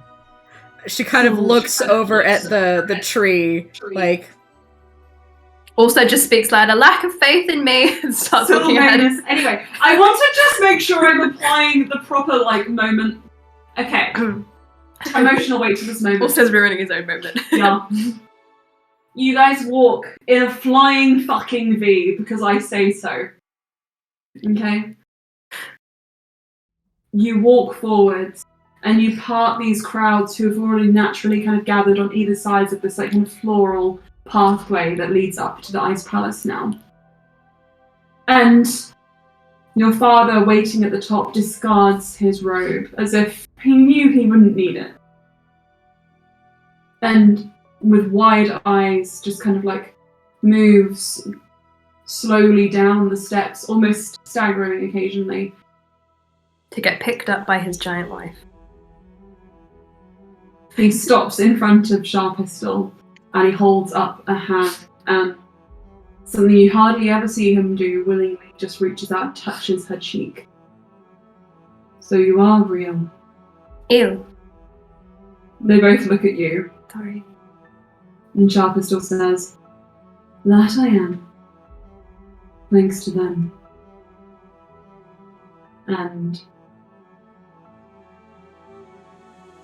the crowds look to her, see the absence of crown, and look to your groups.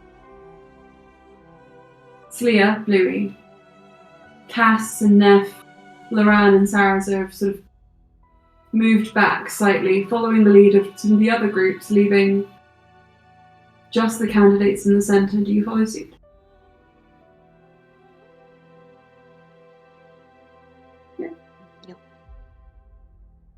At the foot of these stairs, the five of you stand. The four of you stand with the monarchs of the Mesaje. And then Nasha takes a step back, and you hear That you and your... Ah. You let them out! I know, but I love them. What the fuck are you doing? They are nightmares. I can't even. It's Baz. Yeah, it's Baz. Baz is badly behaved.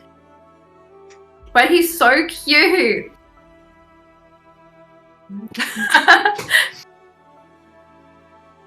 Restrained. Say that. Nasha takes a step back, and as she does so, you hear murmurs from the Terrage tribe, originating from Amathea, Nasha's mother, who looks shocked and moves towards Nasha as if to say, "Why? What is the meaning of this?" But Nasha just pushes her back, hand meeting her chest, and forces her in line. And she looks to the Terrage tribe and she says, "Am I not your future?" To which there are rumbles of agreement. And she looks back to you, Alstaer, with a fierce look in her eyes. Yes. And she calls to her tribe, "Then follow me." And she kneels before you. All these lesbians kneeling before Alstair. Mm-hmm.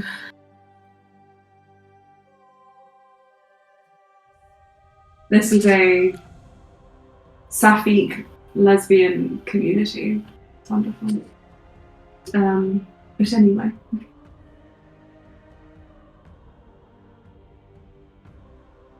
Not quite sure who they're looking at or kneeling to.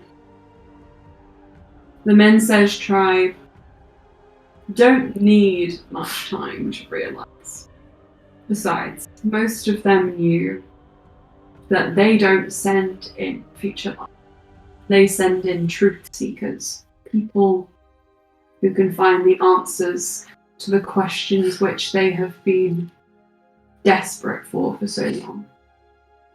And Alibek steps back and bows his head. Lukas reaches for your hand, Alstaer. Also take it. And together you ascend the stairs, and as you do, everyone else, you just hear Loran snap his fingers. Banners don't often fly from the Mesaje Ice Palace, but this time when they do, they bear the symbol of a flower no one has seen before. People are confused when they kind of materialise out of nowhere, when they unfurl from the windows where before there had been no material, with a sort of face sparkle that none of them really recognise. But nobody protests their addition. Not when the keepers of this land seem perfectly okay with it. As you pass them, Alstaer, on the steps, your mother, your father, they pull you into a soft embrace, one that they never thought they would get.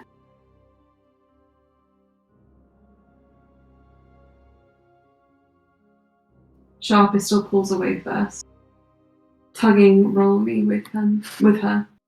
Rommy's like, no, I can finally hug my son. But Rolmy is crying. His tears thick and fast. I guess He it clutches you, collapsing almost against your frame. And he just says, I never thought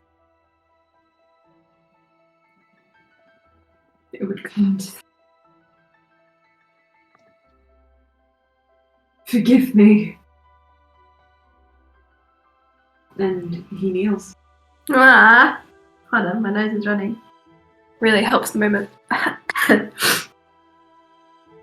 Alstaer will pull him back to his feet and hug him. I forgave you a long time ago. As I hope you can forgive me.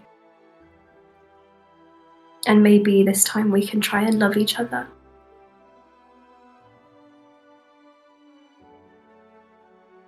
He nods. And seems reluctant to release you. Also just pats his back and looks at his mum like, what do you do when he's like that? Okay.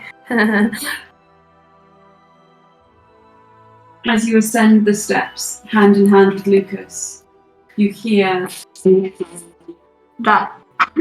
You hear hitting stomps and vibrations through the ground as the Hainan tribe begins to pick up their cry once more.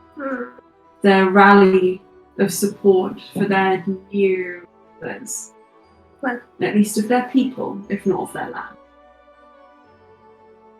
You hear cheers and claps and applause from the game on, from your family. The loudest and most proper applause coming from, of course, a bow-tied individual who's sobbing into a handkerchief, clutching Saraz's chest like a man. Saraz, you can comfort right?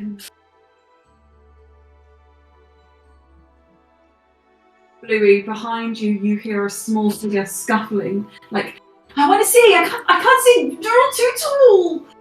And you turn around and you see Icy Frost is just below head height for this crowd. Is there anything you can do to help? Can I ask the people in the way to like? Oh, sorry. Could you let her come to the front? You kind of make a little fairy way for Icy Frost to stand in front of you, and she is just like squealing with delight, and she holds your hand, squeezing it. Thank you. And doesn't let go. Okay, well, if she really actually doesn't let go, then I think Blue will like walk with Icy if they're walking anywhere. Yeah, you can lead her around whenever you're moving. Okay. Familiar faces in the crowd rejoice at this new crowning. But of course there is no crown, and that does not go unnoticed.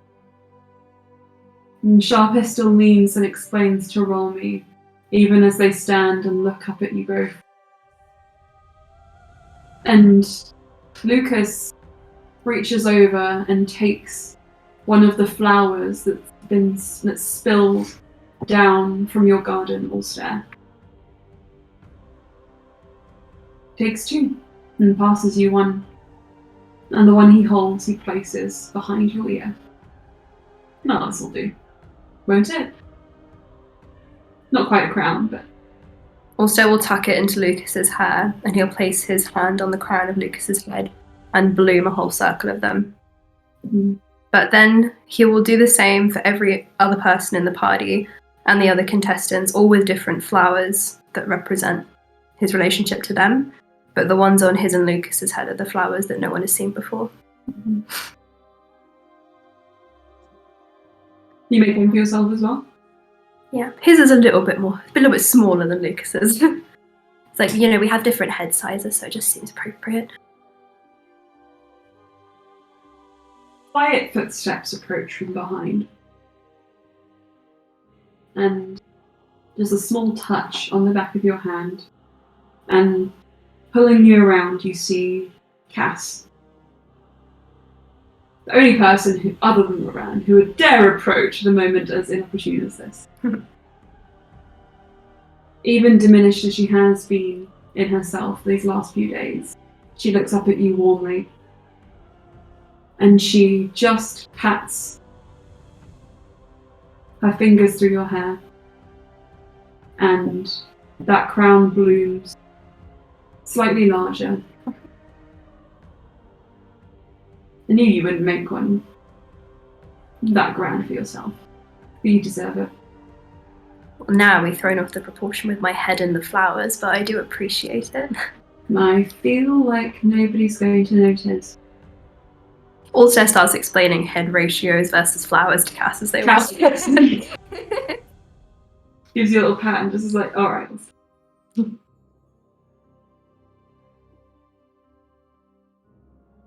After a while, especially since Cass's approach, you hear a as feet like a jet plane so fast approach and rush up the stairs in her frilly wedding gown. You see her. It's like that character in My Hero Academia who looks like a shoujo.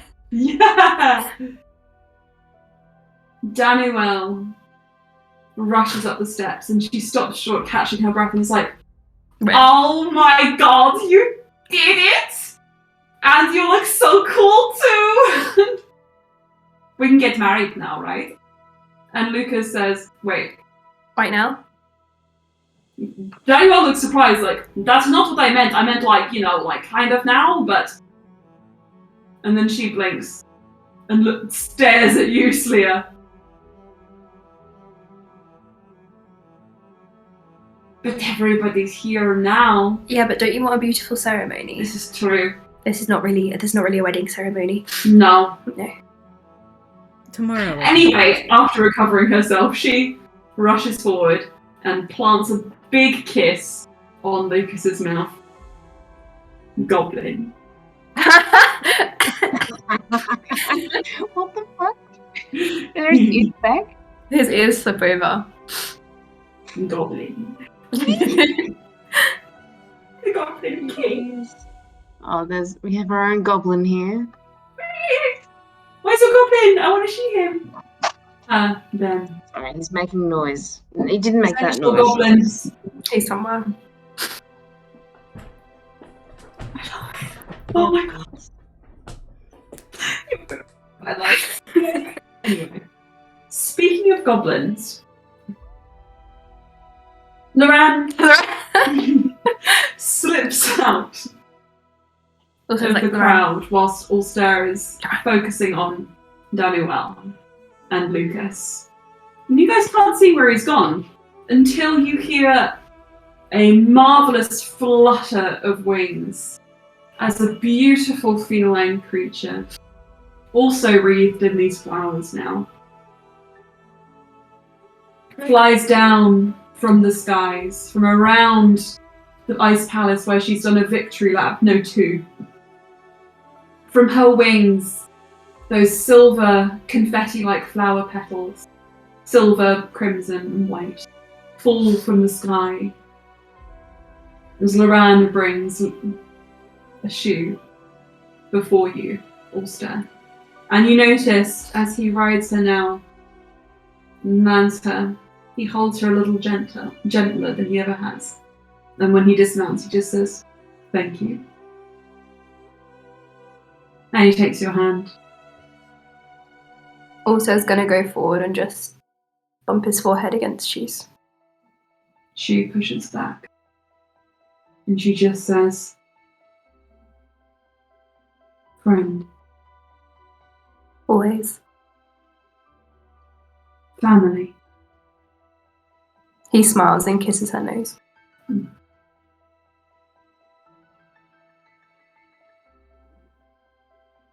going to say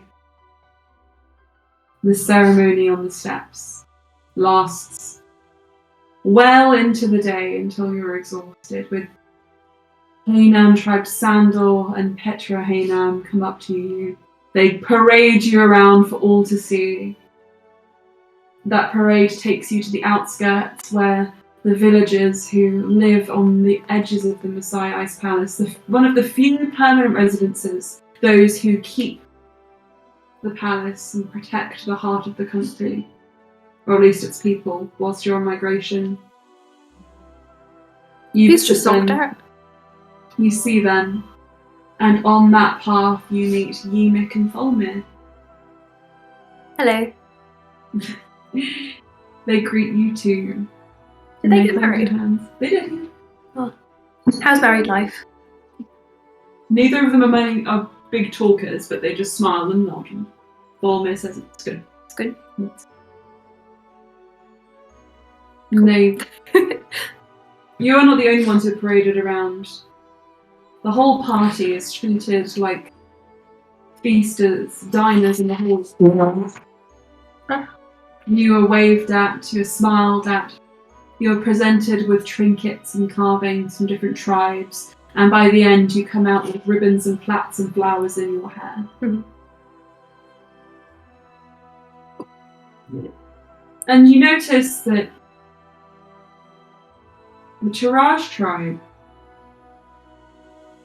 seems to have a little commotion amongst them. Oh.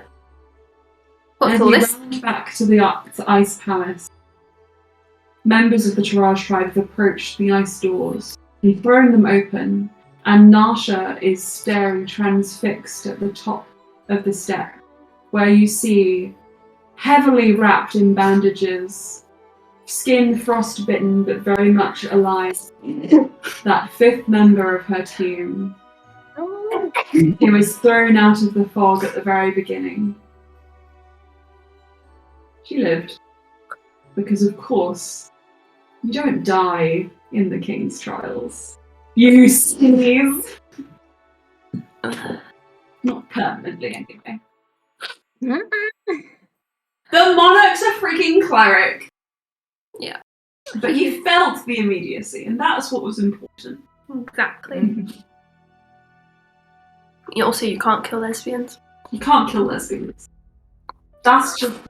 they're too powerful. Neff was the only exception. Right here, right now, Nasha marches up the steps and she just kisses all of the women. She kisses every woman who she brought into that tribe, into that trial. Get it, Nasha. Yeah. They're having a great time.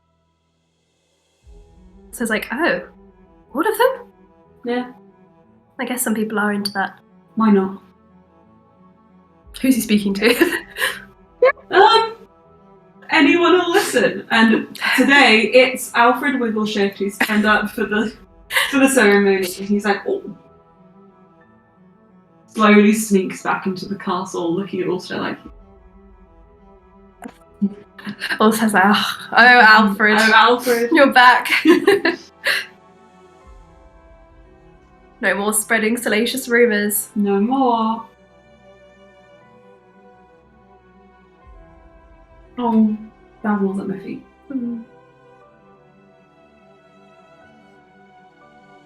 And so, with all that said and done, you are allowed, after a few hours of greetings, making the rounds, a moment's peace, where I'm going to say, all of you collapse into Alstair's giant bed together. Oh wait, Alstair has something he wants to do really quickly. Go on. If he can pull his parents away from the crowd. Yeah.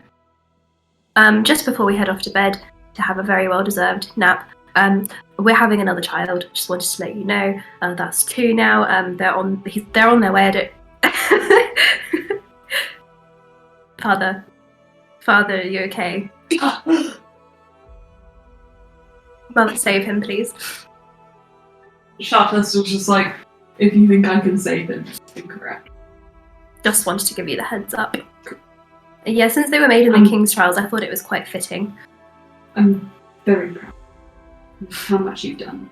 Meanwhile, Rolmy's just like, Well, the other one was made in hell, so interesting to see how they turn out. He looks at Loran. Loran smiles. We'll see how they do. So, you guys make your way up to bed. Is there anything at all that you have to say to each other or you want to do as you have this moment of triumph and rest? I feel like Blue would want to say something, but I want to clarify. Has Brian given a small flower crown to Courage? Oh, Courage isn't there. Courage isn't there. Wait, hang on. Where is Courage? Wait. Oh, he lived in the Feywild, yeah. Oh shit! Sorry. Oh, I forgot. You know who does have a small flower crown? Tossatel. Yeah, Tostar has one. Okay, I'm glad. I forgot. Tossatel starts gnawing on your neck, Bluey, realising Courage is gone. It's like, my time. But yeah, no, Bluey. He didn't used to do this. No. Sorry. You used to do this indeed. No. I forgot. Courage lit the way for you, I'm so being a sorry. being of the Feywild. Mm. And Courage was what you needed to make that connection with her realm. But you did not return after. I'm sure you'll meet again, Bluey. Hope so. We'll be in the Feywild a lot, so... She has her neck where he was sort of like housed for the trial. Well, if he was Titania, I'm sure we could just pop in and have a visit every now and then. As you say that, the room darkens and tremors start to run through the castle. Also smiles happily. Ah, she's still with us. Everyone else is like, what the fuck?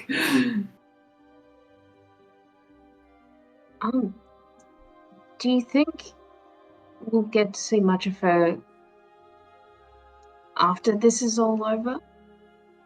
Titania? And, like, looking to Cass, like, I've been...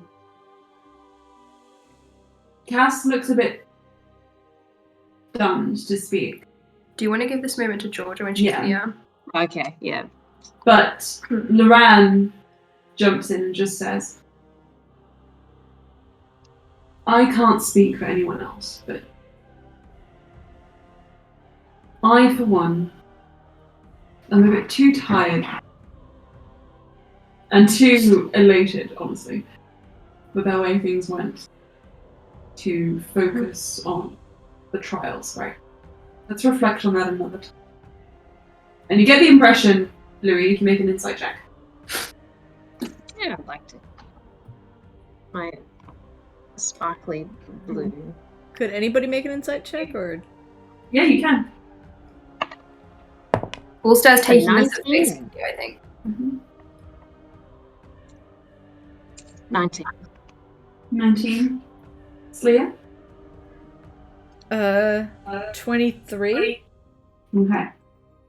I think both of you would realise that Loran seems to be genuine, he's tired, but also that he may want to have a private word with Cass before he kind of lets this conversation continue, considering he's the one who has had the most interaction with Titania's realm.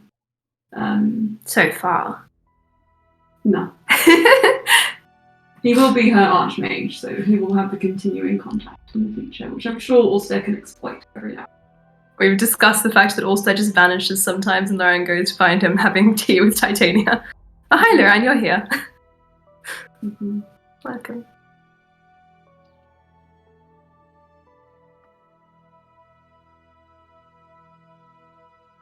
So, Well done. Congratulations. Yeah, good job everyone. hang on.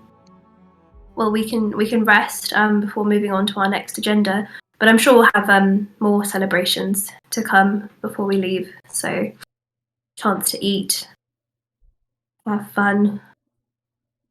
The weight of everything they have yet to do comes down, and also he's like, no, not today. Loran just says, look, genuinely, we're not thinking about it. Okay, that was very serious and very heavy. No thoughts. Before we go off, he looks a little bit awkward. There is someone I'd like to be here if possible. I can organise, but we might need to message them. Maybe if we could invite Jaral for the festivities. Of course. My best friend. Loran says, fine by me. Hey, bestie. Hey, bestie. Okay. What's your message to Jaral? Also say, if you just tell him that we won the King's Trials and we're celebrating, and he's very welcome to bring Valis, and we will make lots of accommodations. Sleia, are you going to send the message? Yeah. It seemed like Loran was going to, but Oh no, that was Emma speaking. Oh. I'm sorry, sometimes the voices. The voices. The voices. It's the voices. I get you. But yeah, Sleia will just. Whoop. Sleia, in your mind, you hear a few moments later.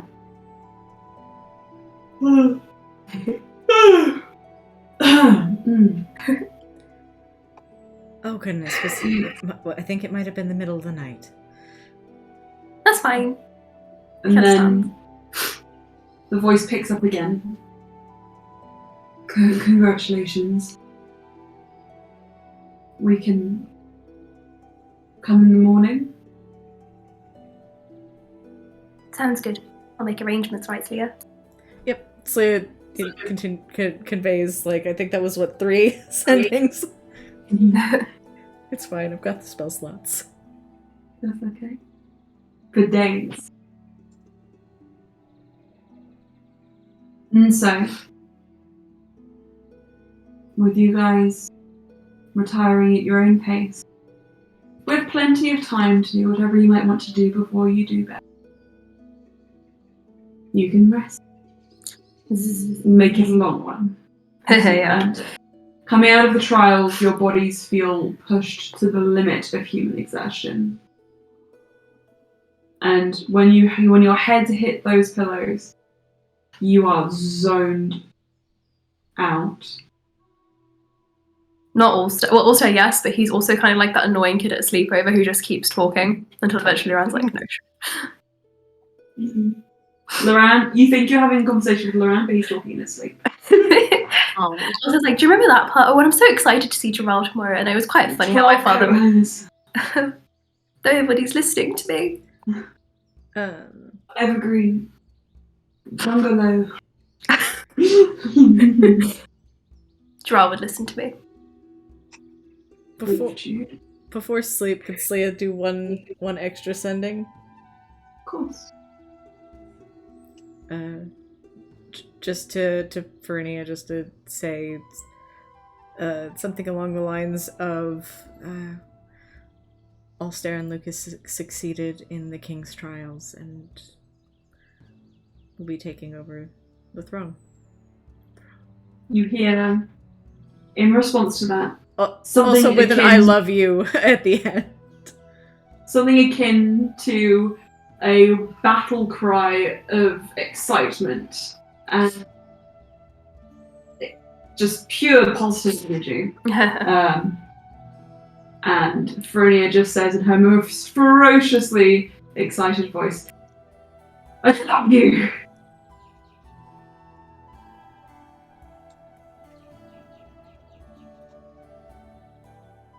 And if you wish, you and Neff can retire.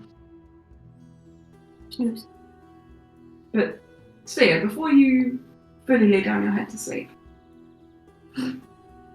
Saraza just catches you and puts a hand on your shoulder.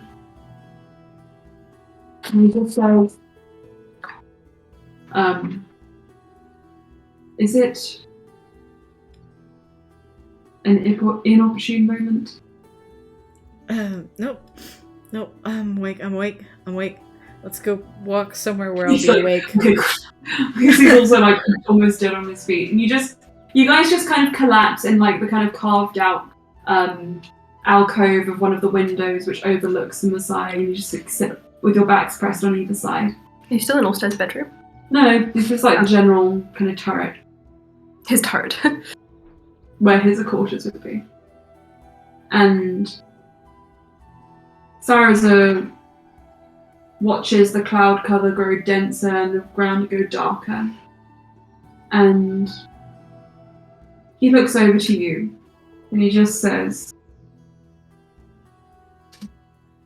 "The gods can be defied." You've seen it.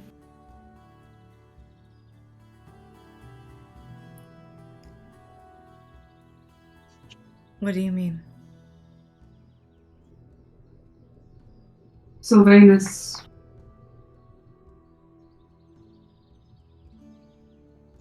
he wasn't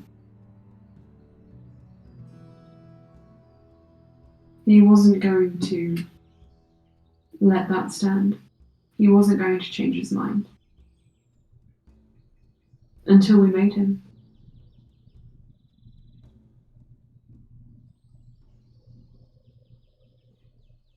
Gods can be wrong. Make mistakes.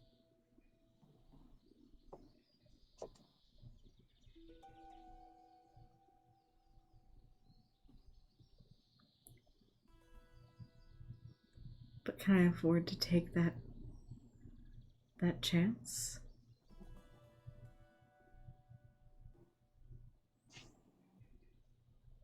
You're set on this, aren't you?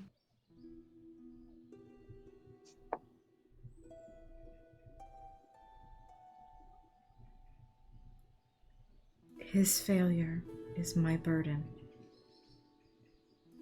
And I can't...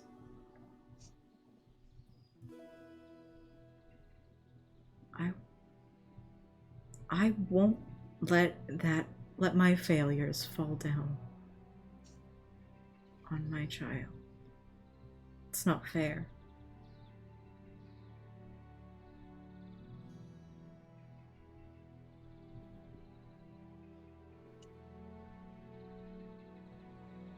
I have a choice in this.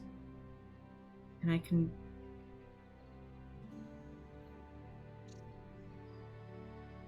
You're smart. Clear. But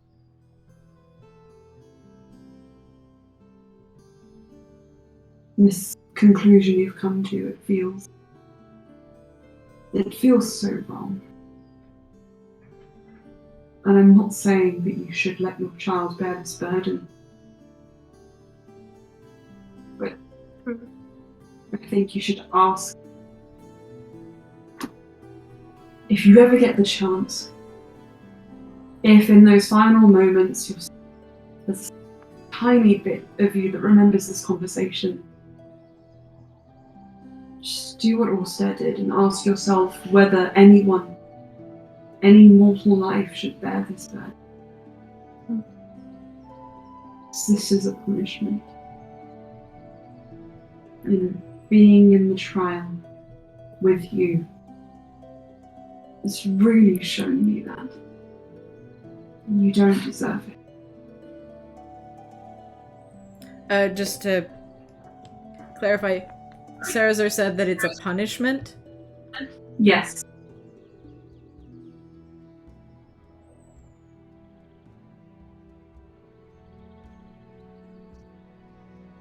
To serve as an honor.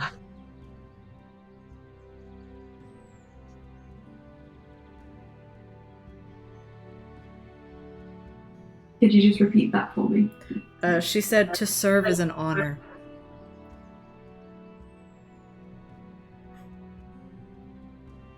Though it's not an honor I would ask any of mine to follow. So.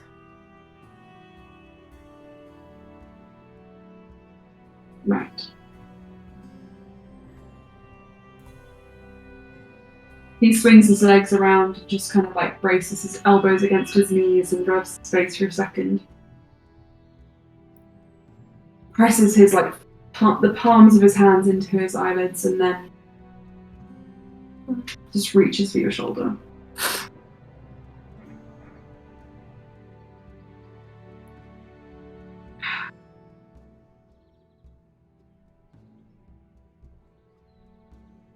I love you all so much.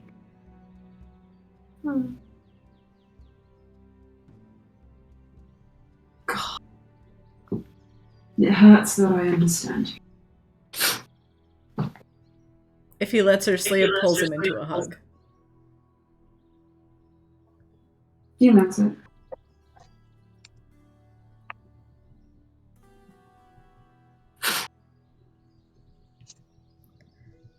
If I let myself doze now, I won't.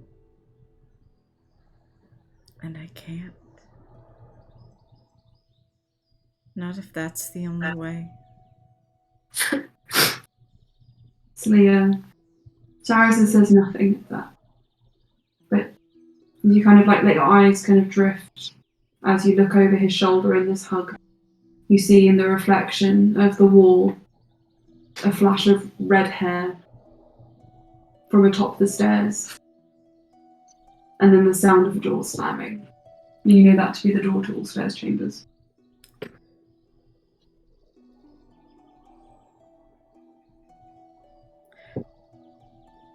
Can I roll, I don't know, insight or Yeah. Okay. It's like, what am I seeing here? Or what have I just seen? What have you just seen, yeah? Yeah. That's a 22. 22.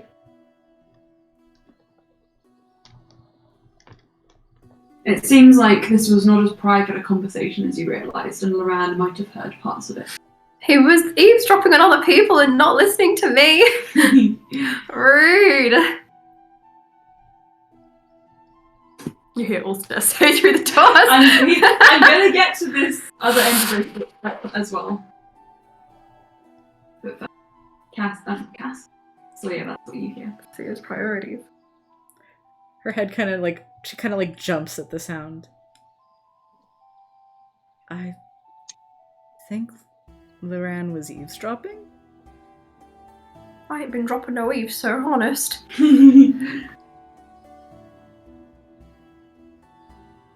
Sarazar sighs and just says, I never could teach him any manners.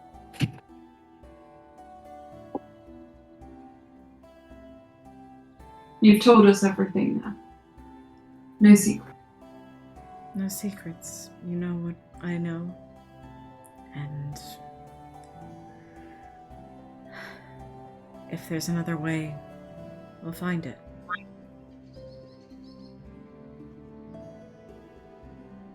But if there's not,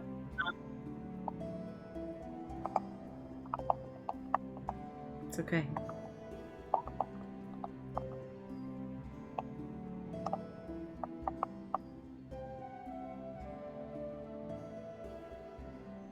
Sarasa holds you there a little longer.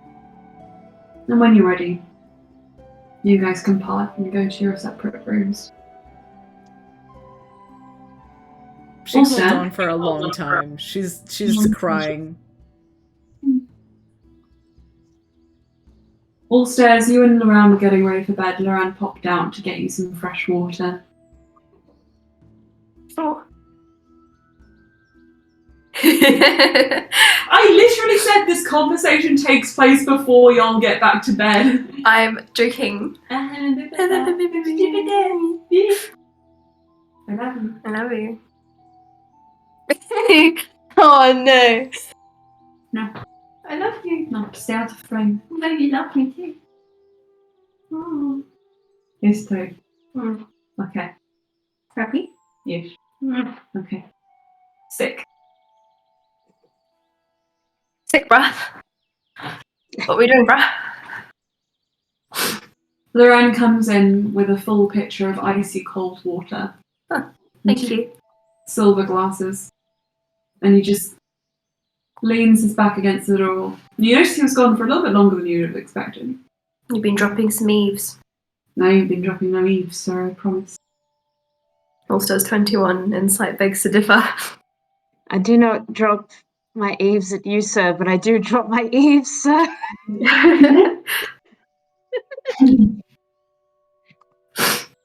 Mashup of some two great jokes. Oh. I want to watch the fucking Romeo and Juliet. I want to watch it so bad. The It's Baz on my Luhrmann. radar for the last week or so, and I feel like now that Lily's got Leonardo DiCaprio hair, it just has to happen. Oh yeah. Oh yeah. Oh yeah. So, anyway. Oh, actually, Lily, I have to say, I had this idea. Next time it's foggy over the meadows, I think I should walk through it like Mr. Darcy. Sure. Cool. That'll be all. fun. Yeah, anyway. So, that's all. What was I saying? Loran brought Alstair water. As he leans against the door, he just says, Lena's been very fatalistic recently. I have noticed. I should do something about that. What are you planning to do? No idea yet.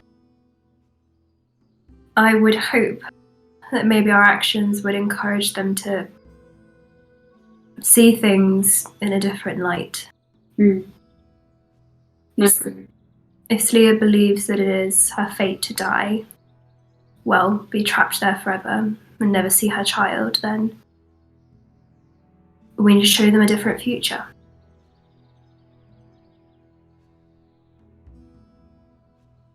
I know I would never allow that to happen to me. But maybe I'm a little bit more selfish than Sleia. You two are cut from different cloth.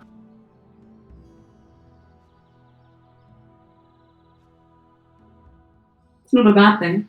I personally am a fan of the fact that you're still here and thriving. Hasn't been easy for any of us.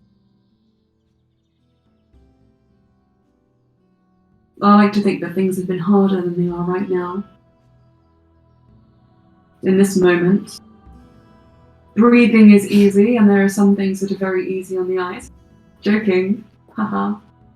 That was me, because I thought that was really awkward. That was cute.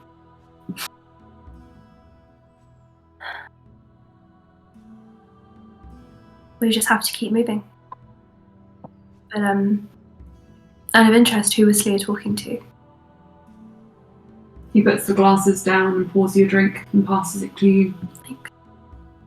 My dear brother. I mean, I wouldn't say Sarasa has the most positive outlook on things. No. Likely offer himself up first. Don't we show him a different future? I think he needs one. I think I know why he's going to talk to Lorella. Loran's tone just then wasn't lost on you, I don't think, with a 21 inside. And he doesn't say anything. He just takes a very long drink. I know that him and Slia are very close, but I think we need to show both of them that they don't need to confide their misery in only each other. I've been very monofocused with these trials, but in a way it's not just a relief to have them out of the way, but with this position I feel more confident that we can change things. For Slia, Sariza, Cass, everyone.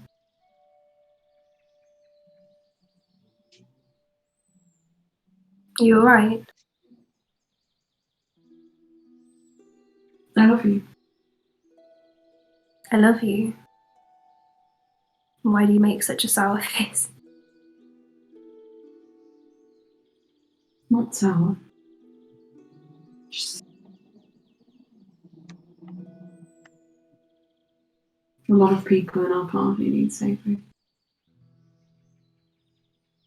Well, if we can focus on one at a time, maybe it seems less impossible. There is one.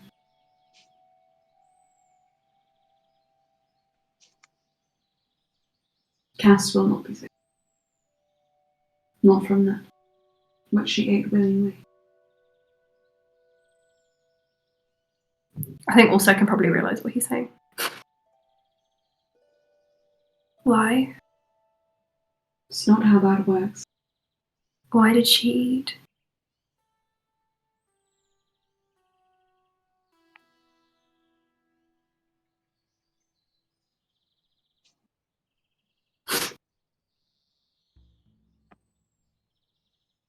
She'll tell you this herself, but I thought I might temper it for you first. To bring Titania to you. Titania asked a price. She's in winter. I knew it was a risk going in. Going to her uninvited at a time like this. Also, despite how much you like her, she's still the queen of seasons and of the Fae. I know that. She asked someone to eat her. You should have denied it. You should have left me. Don't be a fool.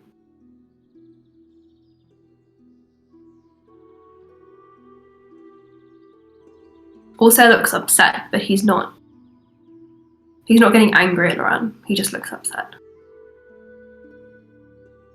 I'll speak with her tomorrow then, but I wish you hadn't done that.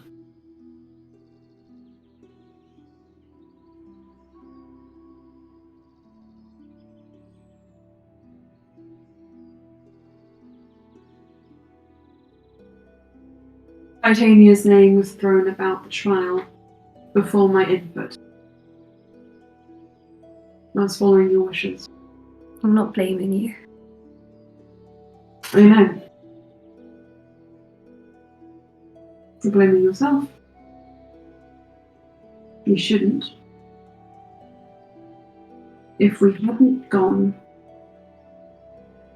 I think you might have had to fight your way out of Silvanus' realm, and your mother might be dead.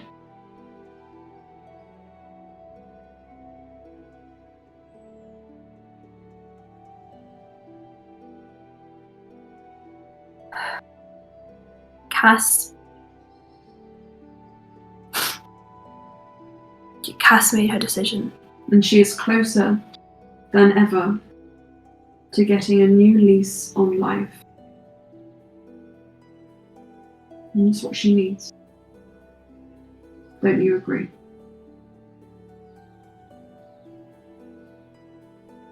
There are very rare occasions when you actually sound your age.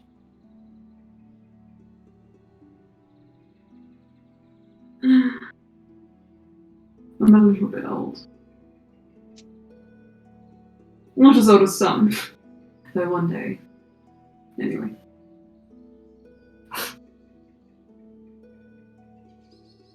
I'll speak to Cass tomorrow. Thank you for telling me. I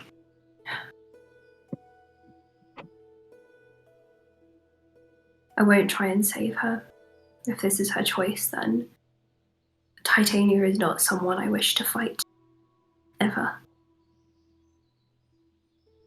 I don't want that either. I think you know that, considering what my goals are.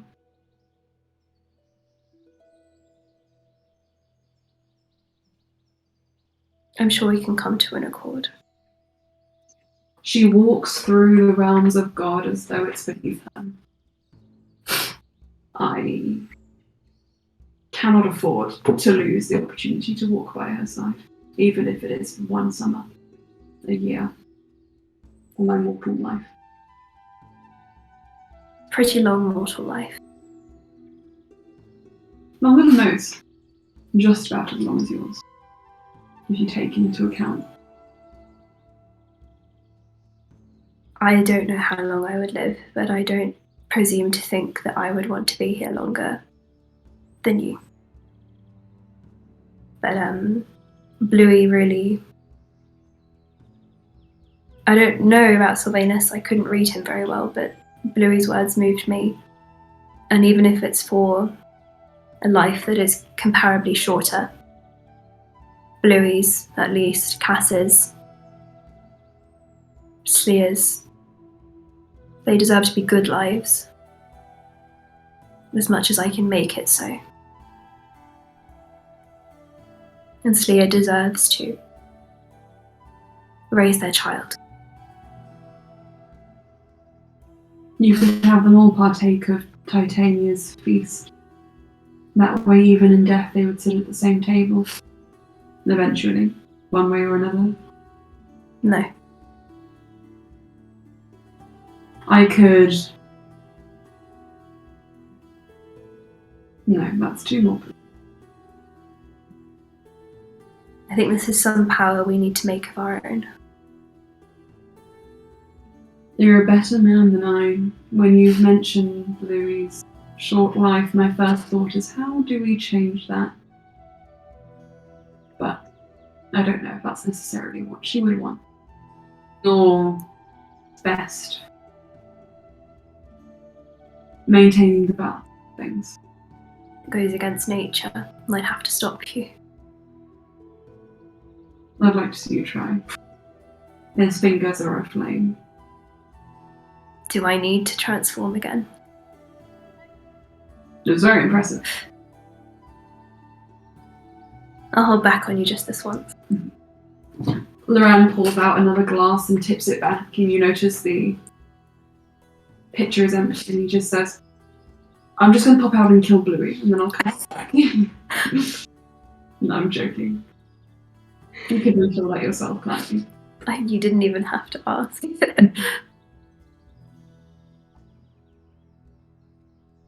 Let's sleep then.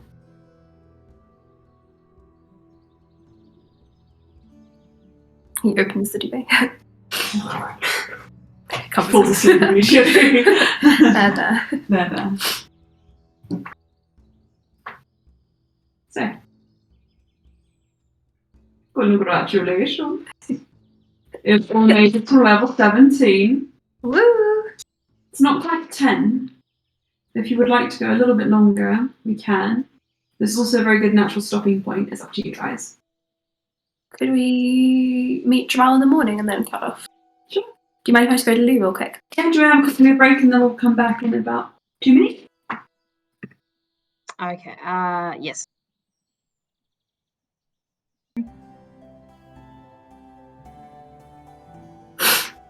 Okay, you guys wake up and you look outside and suddenly,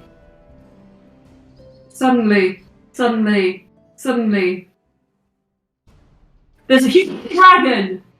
No, there's not. I didn't wake up yet. No, I just wanted to play Tish, I don't know. Brother us? I hadn't had an excuse to yet. Could we retcon that Slia sent a message to Sorelleras being like, hey, we were successful?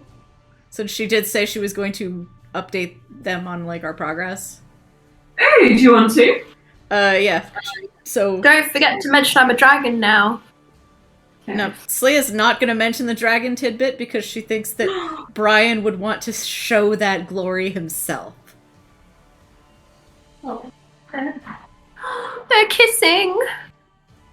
Oh, it's cute. They were, now it's stopped. It is. If Slia sends that message, the reply that you get is something along the lines of, very good. I am pleased to hear that. Pass on my regards to the newly crowned. Bring dips. Bring dips. Life-saving dips. Life-saving dip. You've all heard of Goodberry, now hear of Good Dip. But yeah, Slee would have done that earlier, like, after, like, the Geralt message, so that Brian could have added any inputs that he wanted. Sure thing. So, when you wake the next day,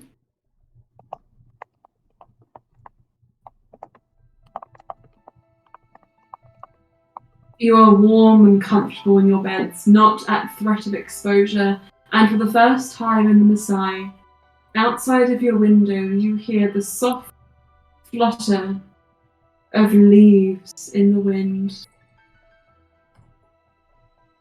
And through the mild sunlight that peeks through the clouds and lights the day, dashes of green and yellow dance in through the windows. Alstaer! You don't know what's in that box, you can't look. Whatever's in there. I know why. Yep. Anyway. Dumb cat. Oh, guys, I'm gonna tell you what I got Lily later. I'm not gonna say anything. So.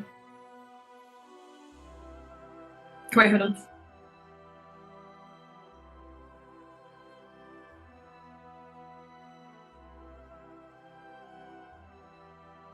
If you say it now, it will be on the recording, so... Aelin can read lips, Lily. It's not that. Oh, wait, I what? was joking. God, it's nothing I was like joking, that. it was very funny. I'm going to tell you later what it is, because I need you to know that it's nothing like... Okay. Bad I things didn't even catch that was happening. Don't say anything, Aelin. Wait, Loran looks at you. Hey. Laura knows what that is. Lala. Look at. Look at you. Baba. This is fascinating. Aww. This is the closest we're ever going to get to them in real life. I'm very pleased with this. Is this your, like, family portrait? We just take a screenshot of this side of the screen. Yeah. Yeah. Baz could pose for a family portrait, not Laz. Very active. Oh. He's like, let me go. Oh, wow, what a climber. Yes. Oh, Abby's amazing. like that. Also, as you awaken... John's just there. Don't get to my moment before I can! You look out and you see the beautiful greens and yellows across the room, and then you see a dark shadow in the corner just peeking up above the edge of your bed. Morning, Drow. No, I took the liberty of letting myself in. I see. My son is hiding somewhere in the... Well, I wouldn't expect anything less, really. I told him that you'd won something and that you should come and say congratulations, and he did not. He did not care. That's fine. He was more interested in burning them up. That's what children tend to do. I think he snuck into your parents' chambers. Also doesn't want to even think about what's going to happen when they find a mini Karul running about their bedroom. I'm sure it's fine. Has Gerald been to the Ice Palace properly before? Yes. Yes. Yes. Just wanted to... Yeah, he has. During the execution. Has Ballas. Yes. Sick. Also, we'll pop up, toddle over to Drow and be like, hug? You can do this. We can regard each other. You can do this. What if we fist No. elbows? Oh, I thought you were going to say something different. Come on. Gerald gets up and starts walking towards the door. Gerald also runs after him. Did you take the duvet with you to like a duvet? Yeah. Table? Okay, Gerald is like, I don't want to see Loran naked any longer. Please let me leave. Please, Gerald, can I have a hug? If it will allow me to get out of the store, then yes. Yay! Also throws himself on Gerald. Alstaer is Emma to Lily in 2018 at this moment. Like, I want a hug. I want a hug. Give it to me. Give me a hug right now. Gerald's like, but he secretly likes it. He pats you on the shoulder and just kind of like sinks his forehead against yours. I'm going to go and say hello to Slayer and Bluey. You can do that. He looks back at Loran. I'll wake him up. He is ready to go. Mm-hmm. I can see that. Yeah. Goodbye. Always. He leaves very rapidly. Excuse me. Lauren looks very awake. He's eating you. Okay. Okay, for context. I don't want to touch it. No, I have to. Emma's left. I don't know what it is. Emma's left this mysterious box in the front room, which is apparently my Christmas present. Why are you doing that? And I don't know what it is, but it seems to be a very mysterious object.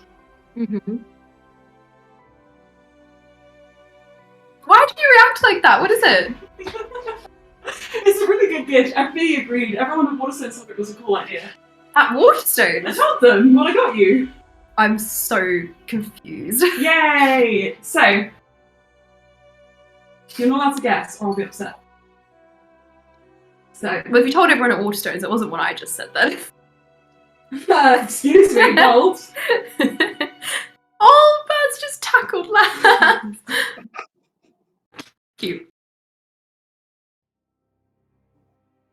He's eating his tail. Cute. Laz never engages in the fights. It's always Baz baiting him. The dynamic is flipped. Yeah. Anyway.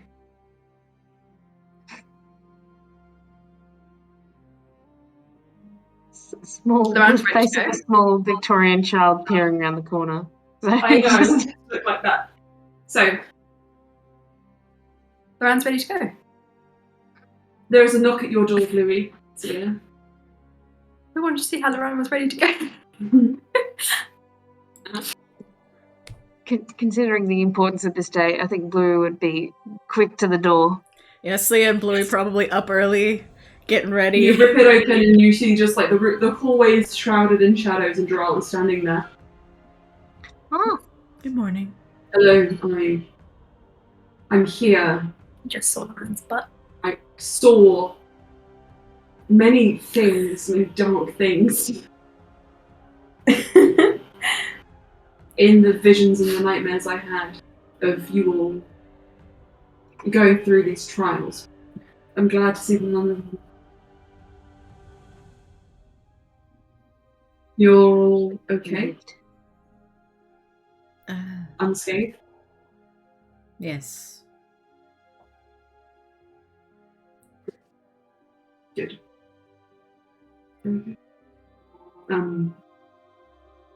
Alstair has decided that it is within his rights to hug me, so if you also wanted to have one of those, you would not say no, but also I do not expect you to want to do those things. He wants hug. Like, Slee, I'm going to go and Slee's arms are already open for a hug, like... You want me to wait, you want me to hug you? I'll let Slayer hug him first.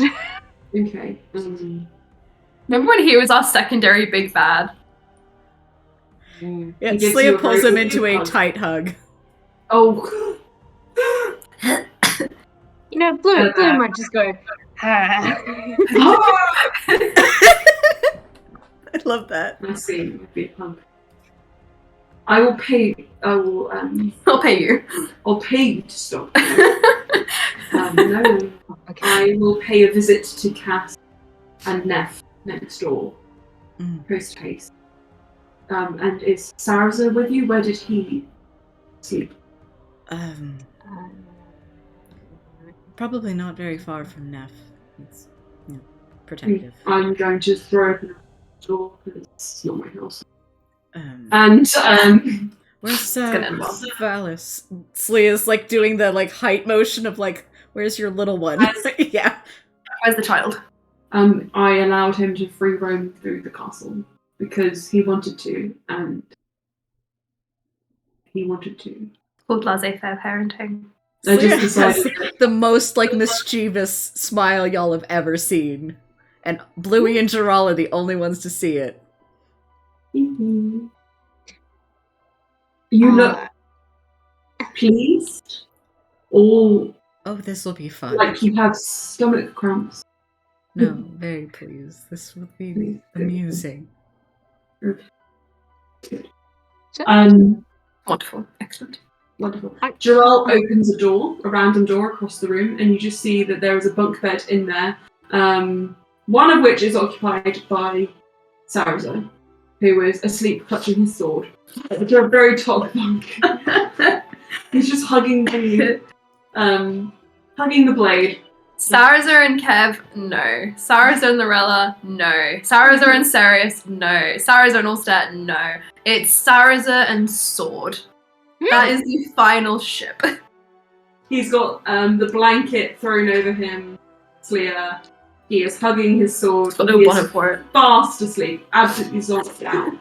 Now, timidly curled up like a cat on the bottom bunk, you just see a mess of long curls as Kev has snuck over to the side of the castle, and it appears that he was awake from the bags under his eyes up until the final moment, waiting for either one of you or Alstair to appear, and not seeing that he... In Saraza's room. The only room with a spare bunk. Uh-huh. Convenient. Convenient. Saraza is asleep. And he's very far out. Big bunks. He had a late night. Maybe Cass and Neff will be the awake.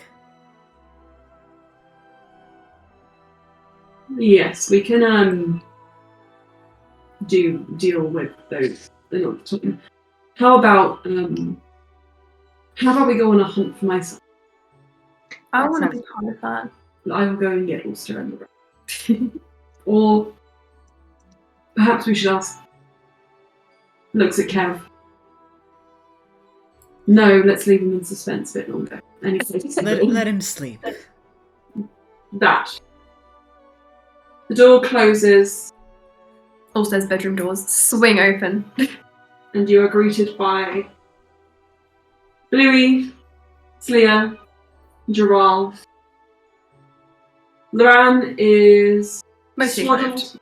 mostly clothed under the covers. Looks very warm and pleased. Also, what do you do? I'm waiting for my best friend Gerald to come back. You're standing there exactly where you were left, like a sim. Hey, And Gerald. Gerald returns and he's like, have you been waiting this entire time? Yes. Okay. We're going to go and find Valis. Wake up your husband.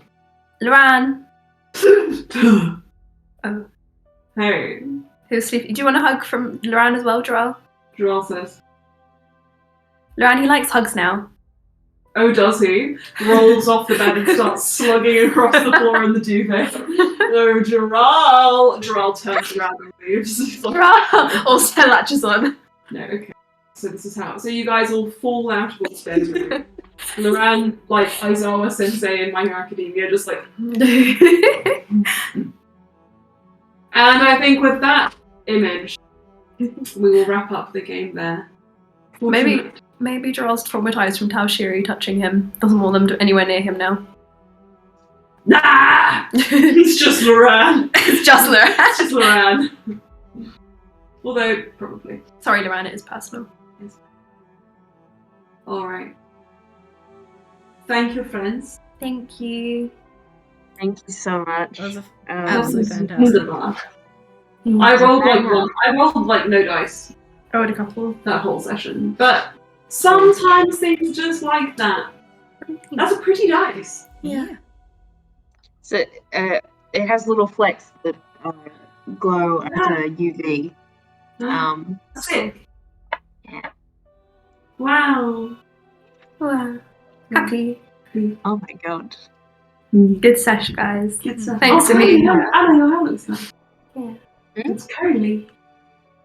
It is. I washed it yesterday, and then Went to sleep I when it didn't went. put any. Well, I had it up in like a sort of bun for a fair bit.